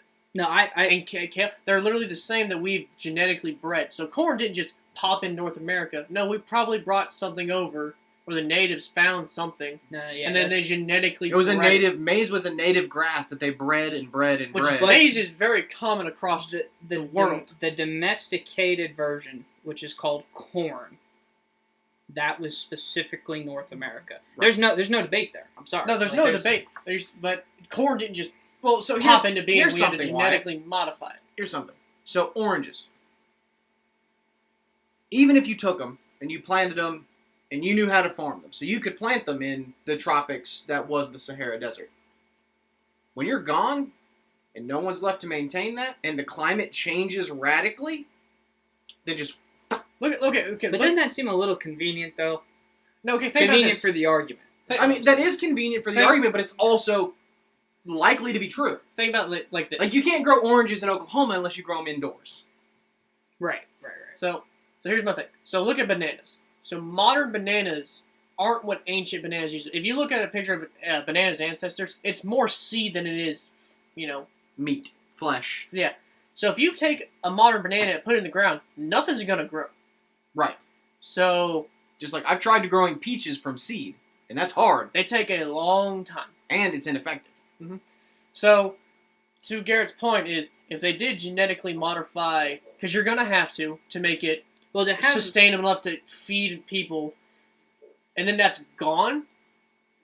to No, duh, you can't because all your farming is gone. Okay. All your knowledge is Agriculture, I'm viewing as a form of technology, So and when you- the people who know how to do it die, not enough and, people remember. and especially But you guys- when the stuff you're trying to grow physically can't grow because it's literally infertile. But you guys have to understand. So zoology and botany can tell us which plants are domesticated, which animals are domesticated, and which ones are wild.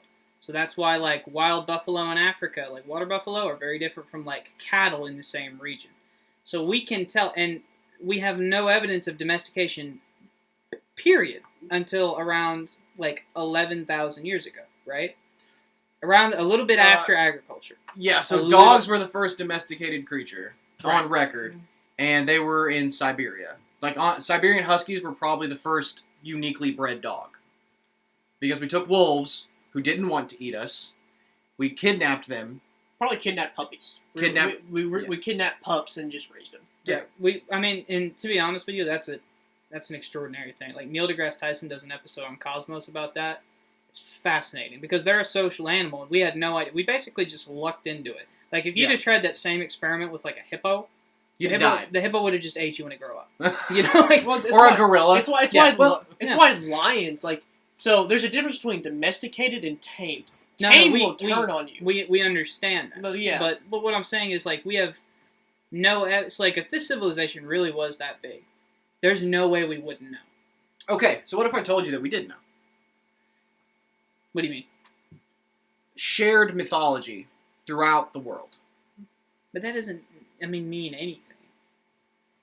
Like, myths. How could it not mean Humans anything? are great storytellers. But we're all coming up with very similar stories, separated by continents. There's Shakespeare has a couple of plays that are very like Reminiscent to Disney Similar. movies.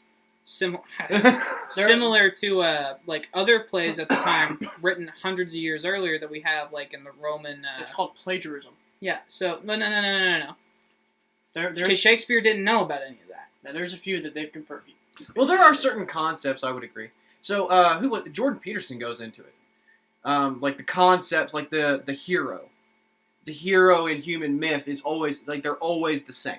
Right. Even modern comic book superheroes So basically adhere to this you hero have, mythos. Was it the companions? There's always the muscle. There's always the brain. There's always the leader, and this is consistent through all continents, every people. This is a formula everyone followed. And But who started it? And depending on how general the claim, it's like the mythology claims. Depending on how general you make the claim, I mean, if you were going to say that, you could say that like the story of Jesus and Muhammad were the same story. We both know that they're not the same story because the deeper you dive, the differences reveal themselves. Well, that's like saying like the Greek heroes and Jesus are the same story too. Like yeah, Greek- depending on how far and how general you Right. make it, and that's the thing I think the mythology claim is. It's like they're like all of these are talking about a flood. And it's like, well, Gilgamesh's is very different from Noah's, and Noah's and Gilgamesh's are very different from the Chinese flood. And Japan Right. society has no flood, so no flood story. Right. Because I mean they're a mountain island. Like you can't flood the mountain island. Right. So I mean, like that's. But there are stories of a flood. Right, but I don't think that's. I think what differs evidence is of the anything. cause. Well, and the other thing is they're centuries apart. But you don't think that just civilizations worlds apart who can't communicate all come up with a flood mythos? Yeah, because floods happen all around the world. Like it's not like floods only happen. But in is one that area. really any more or less reasonable than an actual flood that's remembered by civilizations across the globe? Well, if you're arguing for like a global flood, like the entire planet, I'm talking about a rise in sea level, which would be by necessity like a all flood. over the world. Okay. Now, I'm not saying like the top of Mount Everest was covered in Noah's flood. I'm saying sea levels around the freaking world rose Okay. a lot. Okay. But even then, the stories of the myths are centuries or thousands of years apart. But they develop writing language at different times. Okay. I mean, So they could have been telling them for the same amount of time, and it just took the Hopi longer to write it down. Yeah, but I mean, how often are you going to hold on to a story like that for? The Greek cataclysmic end of your civilization, ever. No, I don't think so. Ever. Because I think about 5 If a- generations down the line, they've got other priorities. If a meteor hit the Earth tomorrow, we would talk about it till the end of days. I don't think so. I think I disagree with you entirely. I Then. think about maybe 6-7 generations in, they've got other priorities. I mean, especially like you said, if a meteor did hit and we all reverted back to Cape Stone Age. Plus, tools, even at the younger Dryas, we couldn't write. but you wouldn't tell your kids, like, I witnessed this. I was alive when the meteor hit. The world used to be this, and then this happened. Then the Fire Nation attacked, and now we search for the Avatar. God Mhm. damn it. I'm just saying, like, that's how it gets passed. So, like, Oral, us three. oral tradition is a very common thing. Native Americans did it a lot, and look how long they preserved their history. Right. They I'm haven't not- wrote a goddamn thing down. They're still telling stories to this day. Mhm. And we know that their stories, for the most part, are bullshit. Do we, though? Yeah. Like, how do you think the mountain ranges Do you got think built? ancient peoples were just incapable? Why? That would be like saying No, they've got the same brain. I that's think like they do. every religion saying every other religion bullshit. So what would it take? What would it take for you to say, I witnessed a deity come down from the sky and give me farming technology? What would it take for you to not only tell your kids that, but enough people that it builds a mythology? I mean, it would have to happen.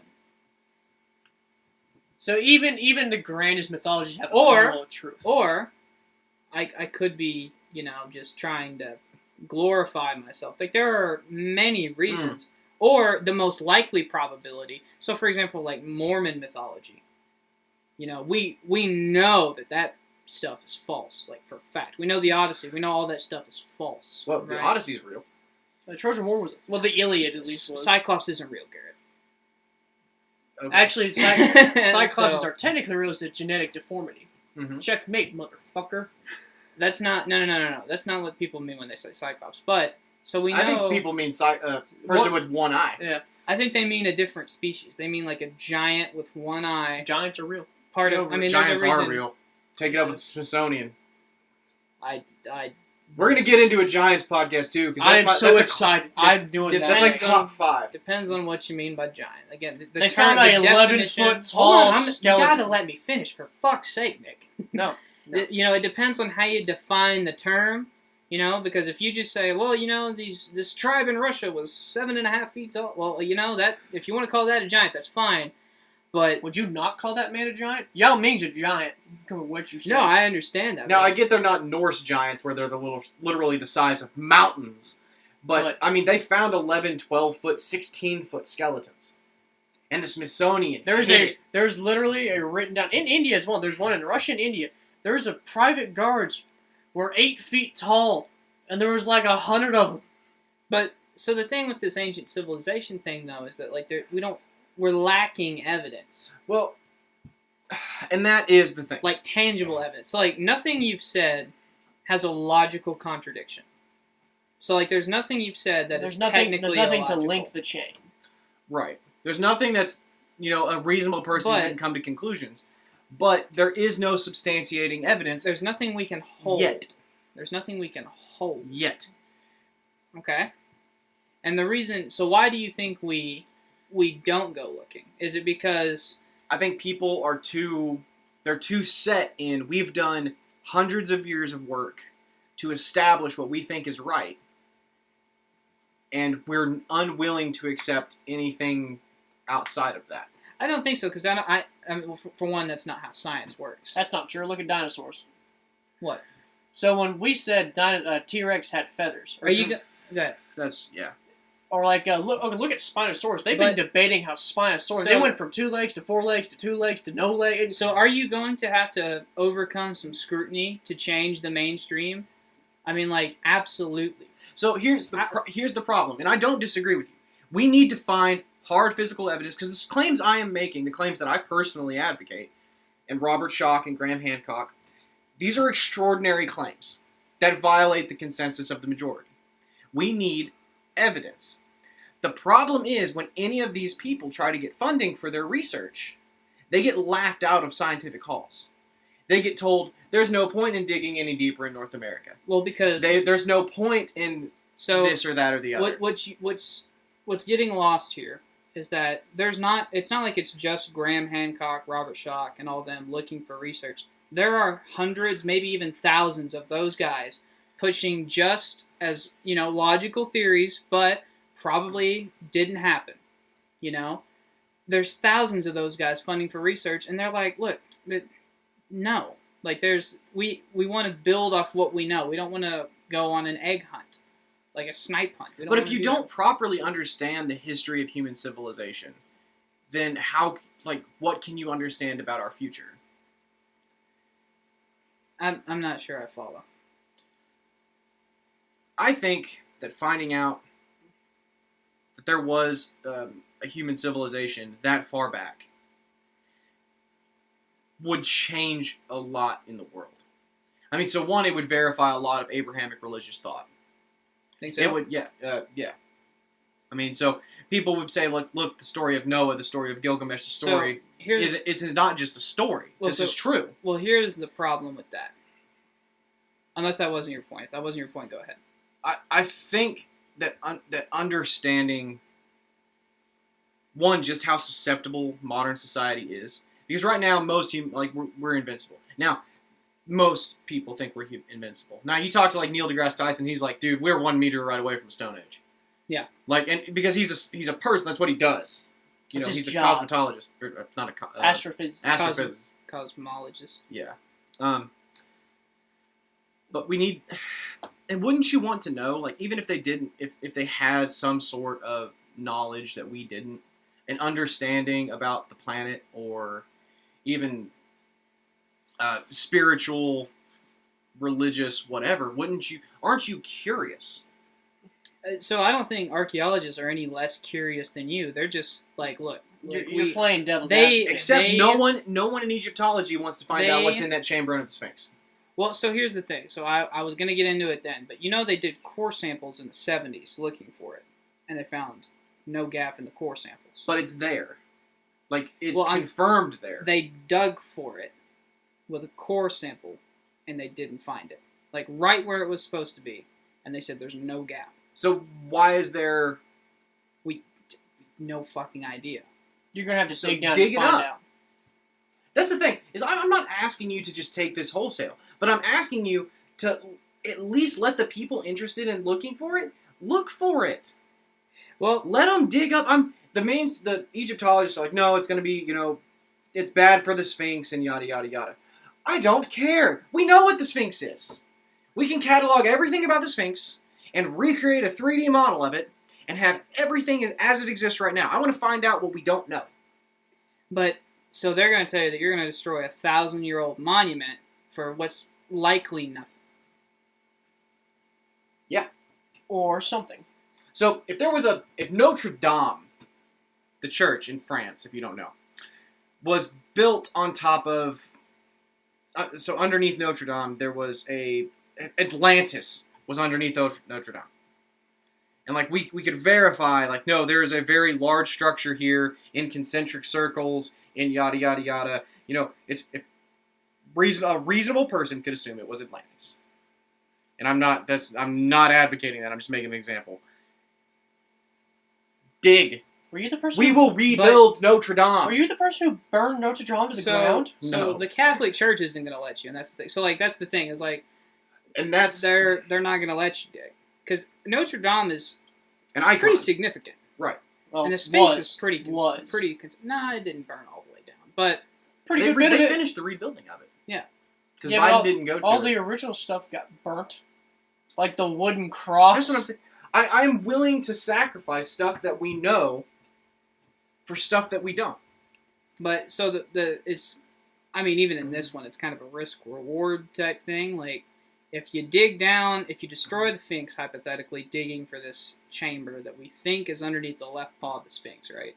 And it's not there. Well, then you've just destroyed the Sphinx. That's a hypothetical. What if you don't destroy the Sphinx? Yeah. Well, the risk is kind of the problem. Like, what are you willing to risk to destroy the Sphinx? Like, well, You could dig down into bedrock and then come up into the chamber. There are ways we have the technology.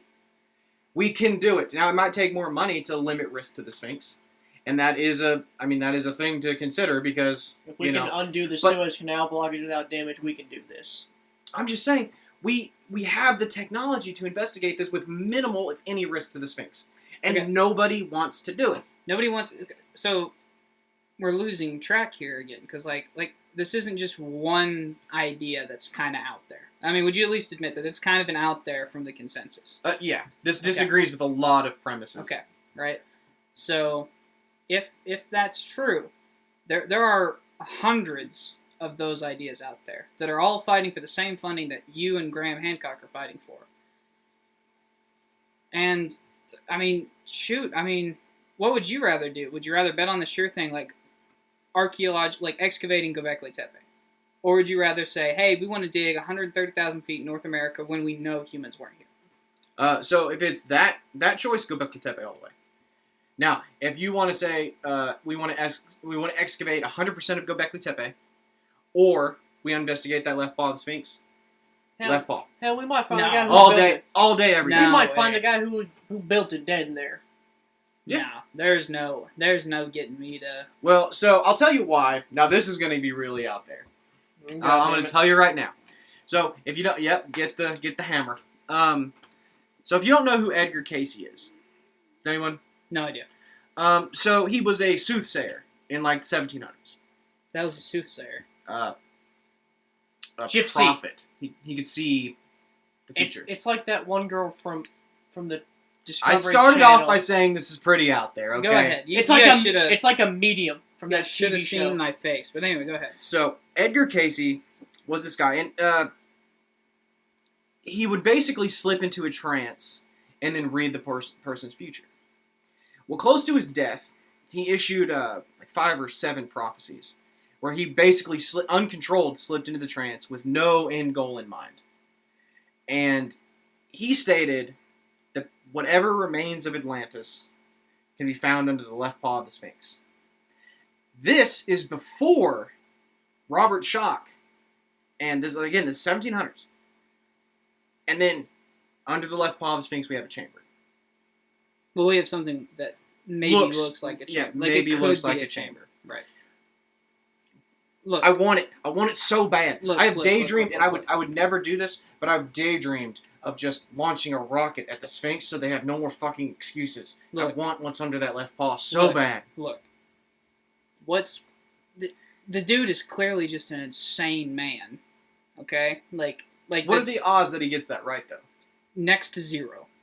No, what are the odds that he knows there's a chamber under the left paw of the Sphinx? 0. He doesn't know. So he's just shooting in the dark and happens to be right. Yes, there's nothing... Yeah, that happens all the time. Okay. Like, some that's people what you are think. just bullshit. Like, so here's how we know this is true. Because Mormons are actually, like, very recent. Like, 1800s recent.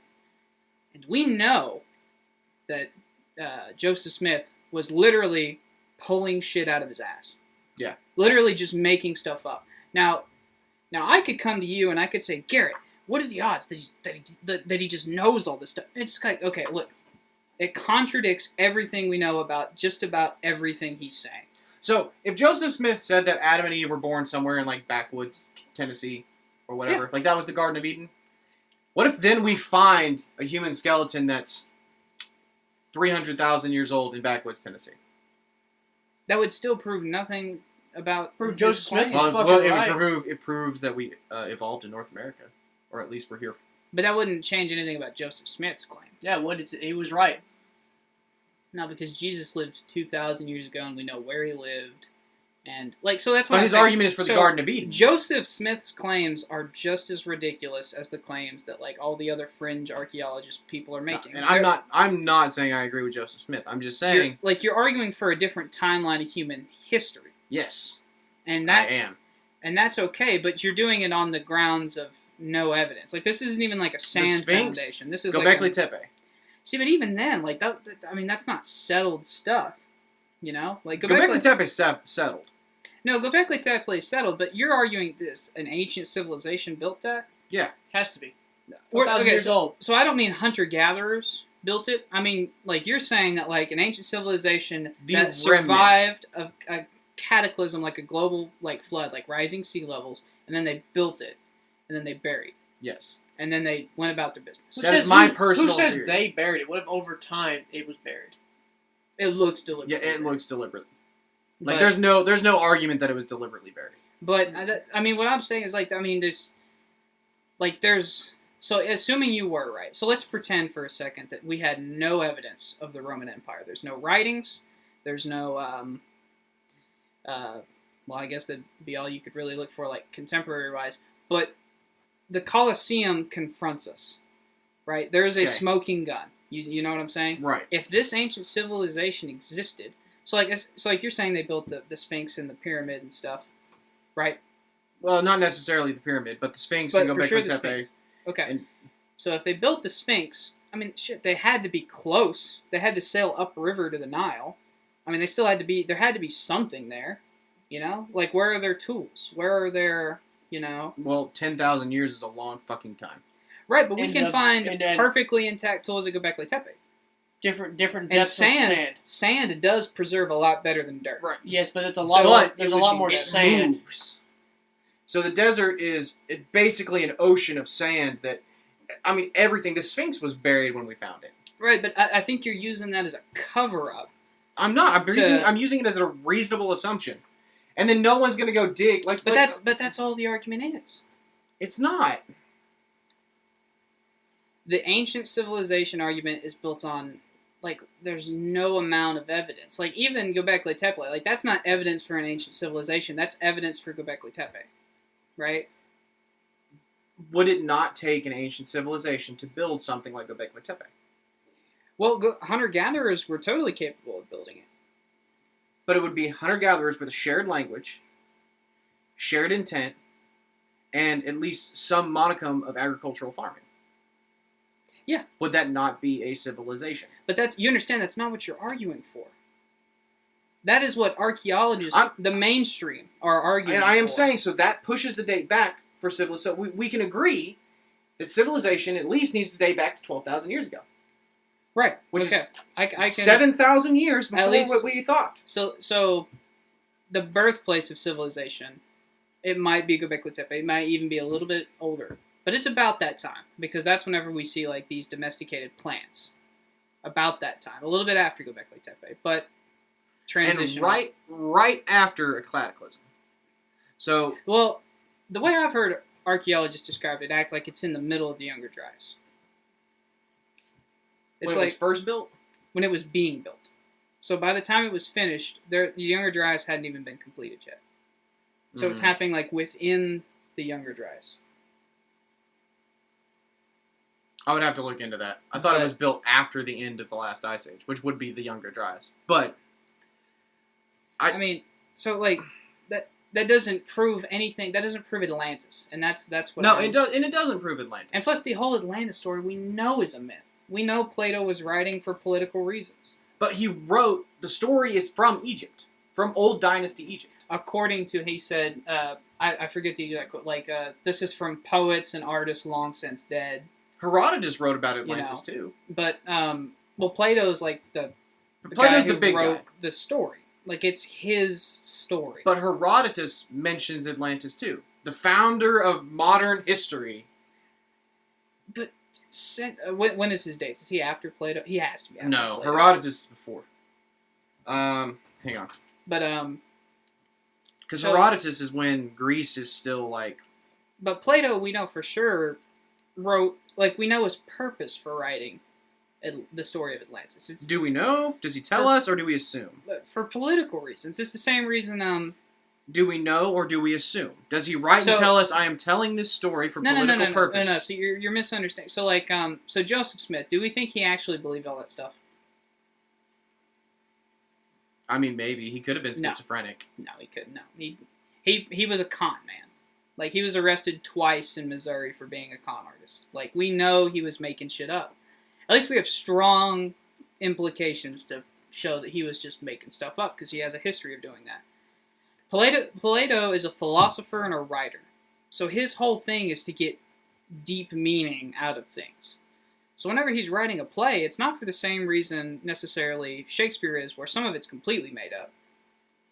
But Plato's largely writing so that we could get a deeper meaning out of this. And the deeper meaning was probably like, like gluttony or, not being grateful hubris. for what you... Yeah, like humility.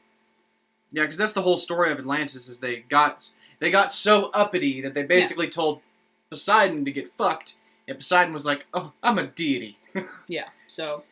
they thought themselves better than the gods, is like the whole story. Yeah, he was just trying to teach, I think, the people around him to be humble. It was a parable. Yeah. I mean, there's nothing But- like Jesus spoke in parables all the time. Like, Right, and there's nothing wrong with that. and, But I'm saying that this could still be a real story. So the city of Dwarka So Atlantis could be based off an actual island that did that sink actually into the sank. sea. That was but- the hub of a previous Yeah. civilization.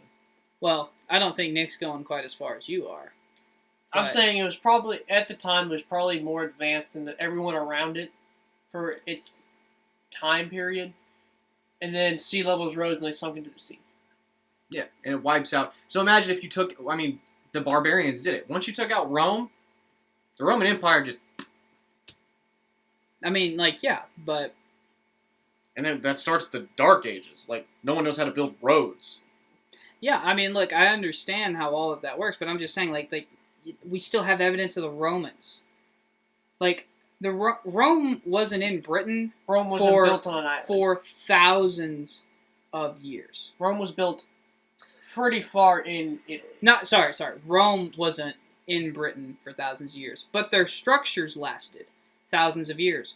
When Britain, first becomes, a king-centered thing, like a monarchy, they didn't know what built these structures. We know now it was the Romans, and the Romans expanded as far into Britain as they could, Yep. The Britons didn't know that. They didn't know that these castles they were living in were Roman structures. But we can tell now, and that's after thousands of years, they're perfectly intact. They're not like pristine like they were when they were built, but we can still, you cannot deny that they are there. Right. And that's what I'm saying about this ancient civilization. They would have had to build somewhere upriver. They would have had to have been, now, like even like Cairo, Egypt. I think the only thing left in Britain is Hadrian's Wall. So like even if they built, That's it. if Which they, even for them is most of the castles were begun by Romans and then rebuilt by Europeans. Yeah. But I mean, like, if this civilization was real, there would be something. They But cannot hide themselves. What if there was, but it was built over? So, what if, like, so with the Romans, so we have written documentation that the Romans were building these castles, and then some kings in Europe acknowledged, like, okay, I didn't build this castle, I just built it back up. Right. You know, it kind of fell into disrepair, and I fixed it when I had the money. So, what if this ancient civilization did have structures? Then they get wiped out, and then for the next 7,000 years, no one even knows how to repair it. And then we finally relearn, and we're like, hey, this has been here. Instead of starting from scratch, let's just build on top of it. So And rebuild what we thought it looked like, or what it did look okay, like. so it's kind of like when they first came over off the Mayflower, they used to live in abandoned Indian villages. Right. So, and now those villages are no longer there. No, we'll say 'Cause we- abandoned, and not No, they were. emptied. No, because it's written down in journals that they used to. oh yeah, Yeah, because Europeans don't lie about Well- slaughtering Indians. Well, they grave robbed them. Oh. They dug up the graves and took all the shit. so they lived in like a burial mound / temple. Pretty Nice. much, like, they lived Man, in like that's the a- mounds, and now those mounds are no longer there. It's Why? like Because the- once they didn't serve their use, they just said, Right? get the wood, and then they just built Jamestown. Yeah. So Mhm. the problem is, and like I understand that there's no way to verify that. Right. So that's kind of why archaeology. You understand they can't because it doesn't operate in science. Right. So here's your problem. Well, so here's one of the things too that I want to mention. Anatomically, modern humans existed for 195,000 years. Now, I understand that technology builds on the back of technology. So first you develop the wheel, then you develop the cart, then you develop horses with chariots. Yeah, chariots, and so on, right? Like, I think we all understand that. But 190 years to build a wheel? 190,000 years to build a wheel?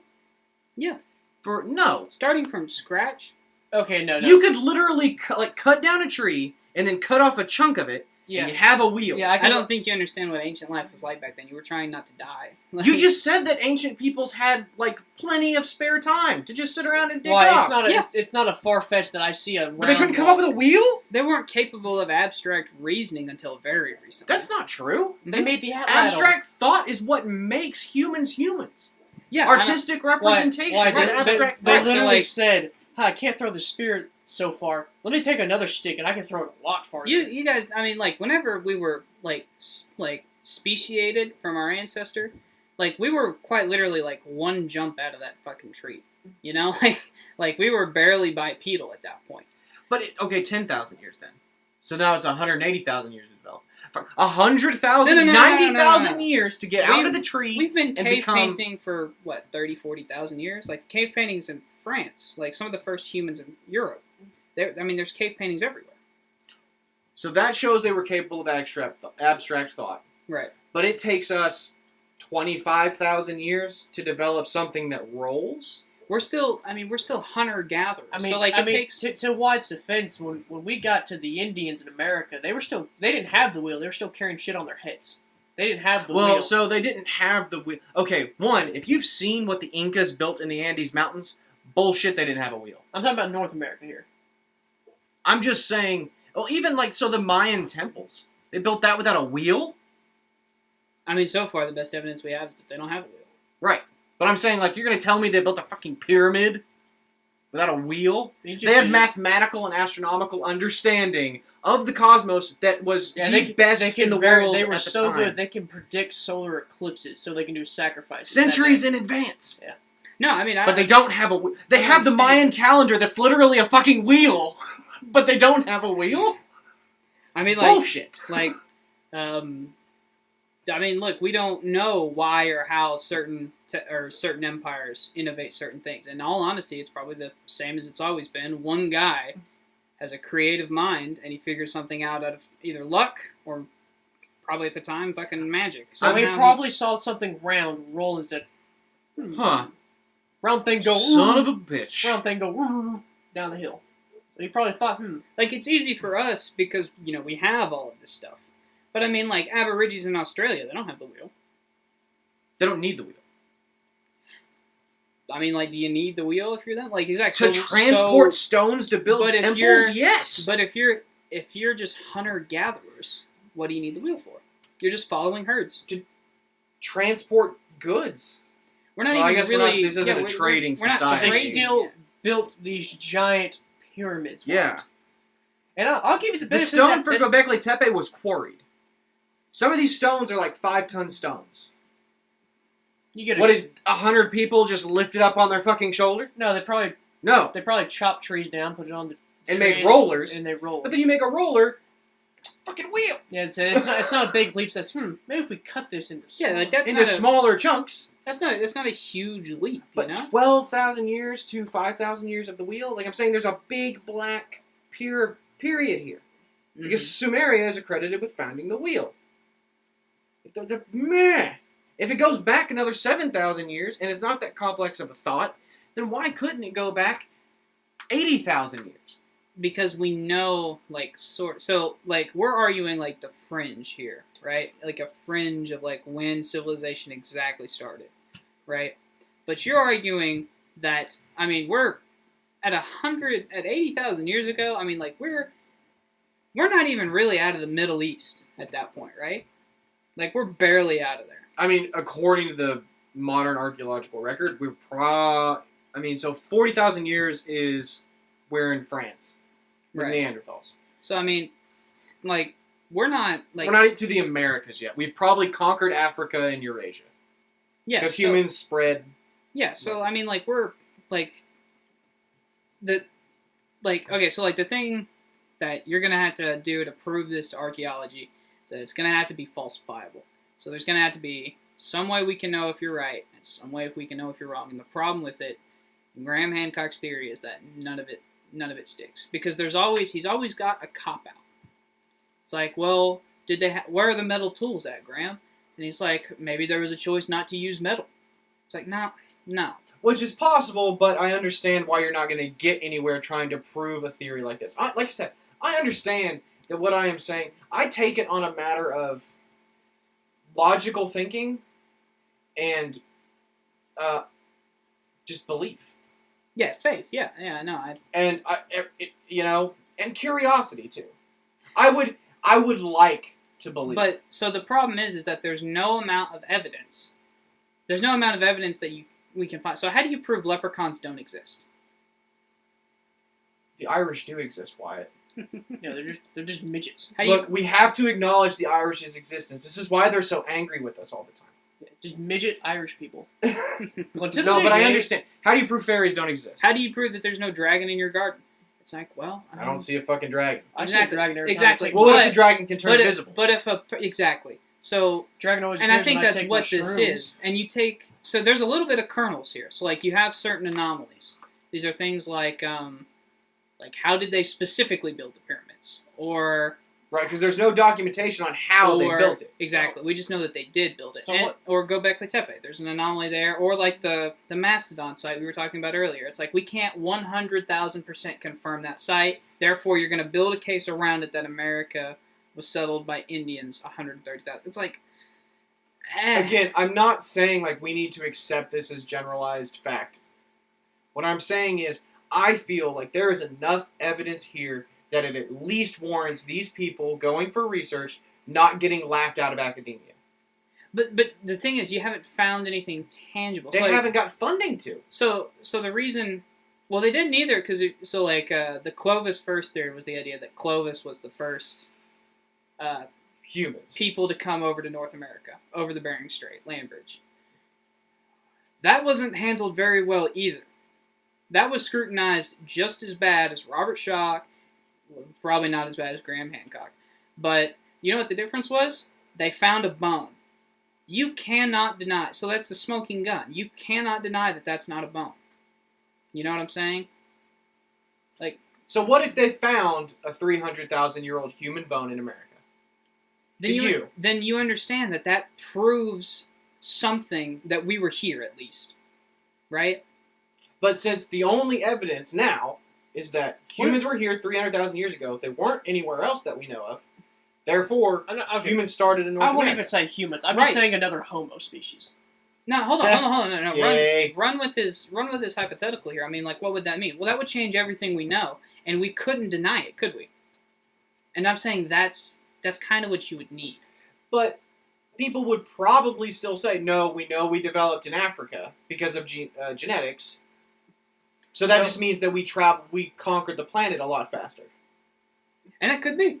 And it could be. I mean, I'm just saying that's to me depends on how hard stone your stuff is. I'm asking, what's more likely, Homo sapiens in America 300,000 years ago, or another Homo species that has yet been discovered? Well, and there's something I wanted to get in with the Denisovans, the Homo denisova. So these were like 7-foot tall people. These are like we have a couple knuckle bones. And assuming they adhere to human Homo anatomy, then they were about 7 feet tall. They're actually, you can trace their genetics today to Nepal. Like, they were adapted to live at high altitudes, their oxygen levels stuff like that. That's why a lot of your people in Nepal native have the genus. They can climb a lot higher than we can without masks. But here's the problem with anything claimed about the Denisovans. I've heard them pronounced both ways. That's Denisovan. I've heard them pronounced both ways. It doesn't matter. Tomato, tomato. The Denisovans were, like, we don't know much about them. So, like, any claim on them is controversial. And it's not just by everybody. Yeah, any claim you make, because we found 2 knuckle bones and a couple bits of jewelry in a cave. Because we know nothing, but Graham Hancock thinks that they were the ones that founded North America, for some reason. They could, this isn't like Homo floresiensis, where we found full skeletons of these hobbit people that lived alongside Homo sapiens, and it probably inspired the myth of the hobbit man that is alive today. Right. More than likely, they were bigger upper bodies, so they'd climb trees. Right. And this fits with what the people now in Flores say, the Hobbit men in the woods. So, it's not to say we couldn't have found, like, Denisovan. Well, so the interesting thing about Denisovans is in the same cave, at the same level next to these knuckle bones, are bracelets. The bracelets show tooling marks. And I can't remember what they're made of. But, so I think Denisovans, they're theoretically gone like 15,000 years ago. They disappeared from the genealogical record, which we only have one, so I don't know how they say that, but I know they're reckoned to have disappeared so long ago. But the bracelet has tooling marks. And the material of the bracelet, like the striations and the tooling marks, are very, very precise. And people look at it, and of course the radical claim is, this is metal tool. This is a metal tool. Or at least a very, like, this isn't a stone tool. This isn't something that has that degree, like the degree of tolerance in these boreholes is just perfect. And it shows a level of technological advancement that comes much later. Right. After the skeleton. So just kind of to wrap up my thoughts on the whole thing, I think, so it's not like you guys got like you're building up like a mound of evidence. Is that you look at each of these isolated sites as anomalies, and you're like, can science explain 100% that? And they're like, no, we don't quite understand this one yet. And you're like, okay, well, that's my case. And that's not true. I am looking at all these collective all these collective anomalies. So I have a big question. So when is they say Denisovan went extinct? I'm not sure. I'd have to Google it, and my phone's being a piece of shit right now. Because we have distant ancestors of Homo sapiens that have like some people in Europe have Neanderthal DNA. Yeah. So My big thing, so myth comes from a kernel of truth.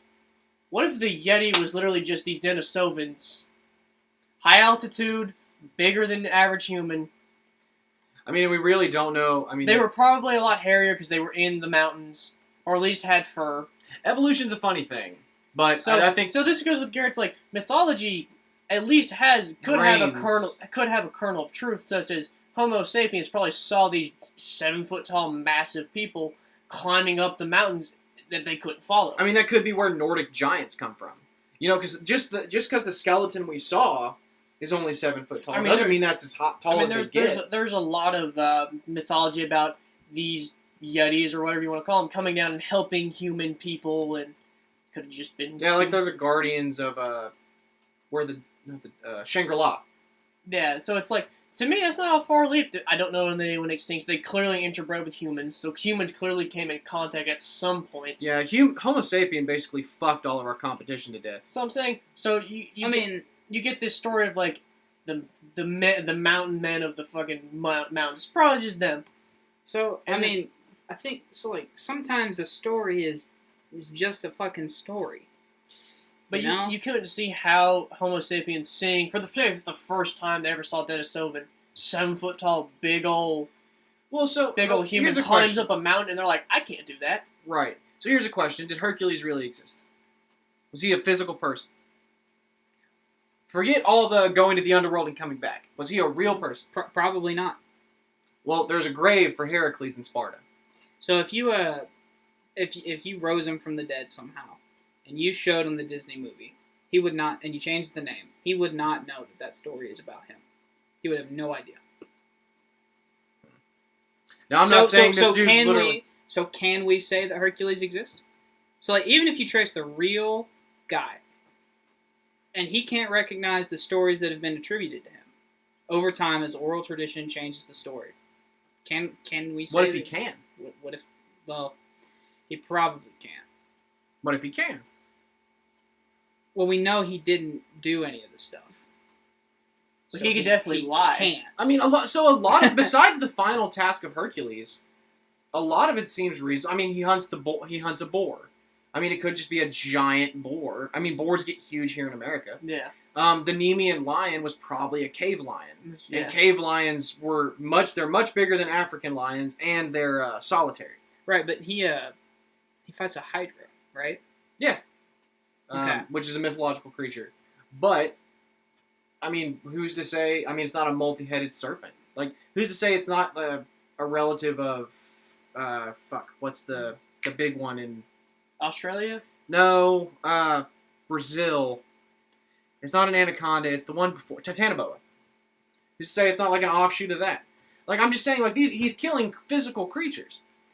And some of them, like, I'm not saying that he wasn't blown out of proportion a little bit. I'm saying that the story, it's like, yeah, can we prove that a real Hercules exists? I mean, possibly. He could have been Does that mean that the stories attributed to him are real? I mean, no, and that's what people care about. They don't care if a real Hercules existed and he was just a big, strong guy on Sparta. They care about, did he kill the lion? Did he do the 7 labor? No, and the answer to that is all... Well, 12. It's not just no, it's fuck no. Like... I don't know. So humans aren't stupid. Now, we do love to tell stories, but humans aren't stupid. Now, you have to realize, so a lot of people just lying, and they were lying so convincingly that whole populations believed them? I don't think so. And I mean, we'll get into this on the next podcast, the following week, about like what we can and can't know and stuff. But, yeah, I think that's infinitely more likely than the stories were true. I disagree. Okay, fair enough. All right, so here, wrapping up thoughts. Because, I mean, I've given my 2 cents, so now it's just you guys, and then we can call this puppy. I think that this at least warrants more investigation. Now, you can't force people to donate money to anybody. But I think the research they are trying to go after is it very much deserves it. You know? If I could donate to Robert Schoch right now, I would. I actually might be able to. I wouldn't be against, it's like, if you want to go look for, like, civilizations, like, structures, like from around the same time as Göbekli Tepe, because we know that exists, and there may be something around there that could be comparable. I have no problem with that. The second you say, let's go looking for ancient civilizations, I'm like, no, I'm not. I don't. What if I was to say, let's just dig under the Sphinx? Let's re-verify that the chamber is there based on seismic readings. Let's verify that the readings are the same. Double test to make sure our equipment's not malfunctioning, and then let's get in there. Okay, so I'm okay with that. If you want to dig underneath the Sphinx and you want to search for whatever chamber you think might be there, that's fine. But what is going to be your excuse if it ends up being nothing? We were wrong. Yeah. Okay, but they're not going to disrupt. You're not going to destroy your entire model about ancient civilizations. You're just going to be like, okay, well, I can't use the Sphinx example anymore. And that's sort of the problem. And that's why scientists... Well, Göbekli Tepe still... So I would still want to investigate... Right. But you're misunderstanding, or you're not getting the point. The point is that there's nothing that's going to convince you against your own they theory. do this with the Eastern Island And heads. that's kind of the problem. They risk destroying them to dig underneath them to find a whole body under the head. Yeah. So they risk destroying the heads. Right, but that's not quite what we're talking about here. I'm saying that, like, there's nothing anyone could show Graham Hancock that there wasn't an ancient civilization. I don't know what you would have to show me to say there wasn't an ancient civilization. And see, that's what I'm saying. It's like, I would right now I acknowledge the lack of evidence, and I would like to search for more. At what point do I say that after searching and searching, okay, either there wasn't one, or we'll never know. I think that would probably be the best you would get me on, is, look, we've investigated everything you wanted to investigate. We don't even know where to... I mean, the world's huge, and not if you're counting sunken cities. Like, that, it's even huger. Right. How often do you find a sunken boat in the Right. Mediterranean when you know So there at was some a ship point, that if sunk? you investigate the Sphinx, investigate Göbekli Tepe, investigate the surrounding areas, at some point you're going to have to just say, like, look, there's no way of knowing. Right. And that's probably the most, like, I don't know that I'm going to tell you, okay, I'm wrong. I would probably say, look, okay, there's no way to verify this. Yeah. And I think that's reasonable.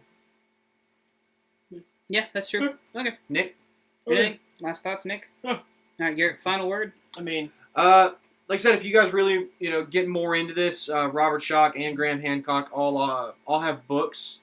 I think Graham Hancock's is The Fingerprints of the Gods. Is his first novel in the 90s. Robert Schoch, you'd have to listen to his podcast again. But I highly recommend that you listen to the two. You give them the time that they're worth and go into it with an open mind. I personally, because of different variables, I do advocate for this. I understand that you can't just accept things that people say, but I think there's enough evidence to at least warrant further investigation. And, don't just believe what people tell you. Like, go out and do your own research and try to come to the correct conclusions, and be open-minded. Be willing to be wrong. And I think that's the problem with archaeology now, is they're not willing to admit they were wrong. I don't know that that's archaeology's problem. And remember, it wasn't aliens. It probably wasn't aliens. So it was definitely not aliens. Yeah. But it was probably, if human civilization was that far back, it was probably a human civilization and not Martians. Yep. Ooh-doo-doo. I mean, honestly, like, my honest opinion about Graham Hancock, so, like, I can respect Robert Schoch, but, like, I think Graham Hancock just wants to sell books. There's nothing wrong with that.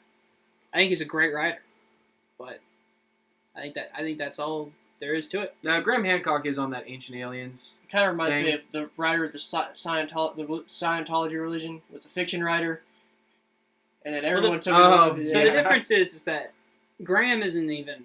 He's not claiming this to be fiction, but we'll get into this, I'm sure, on later podcasts. This has been fun. I've had fun with this. Yeah, this is nice. But first of all, let me just rant. It has been fucking exhausting looking up all this shit to research. Hey, just think, next podcast is the pixie vampire with child molesters. God Oh damn my it, goodness. Nick. All right. He wanted Well, to we do gotta close the podcast. So Yeah, well, this is going to be a 2.5-hour podcast, so thanks for fun. listening, guys. all right. See y'all later. Hey, guys, thanks for listening. Don't forget to like, comment, subscribe, hit that little notification bell in the corner, and, be sure to let us know if you guys have any any ideas for what you want to see from us next. We're a new upcoming podcast. Share it with your friends if you're confident.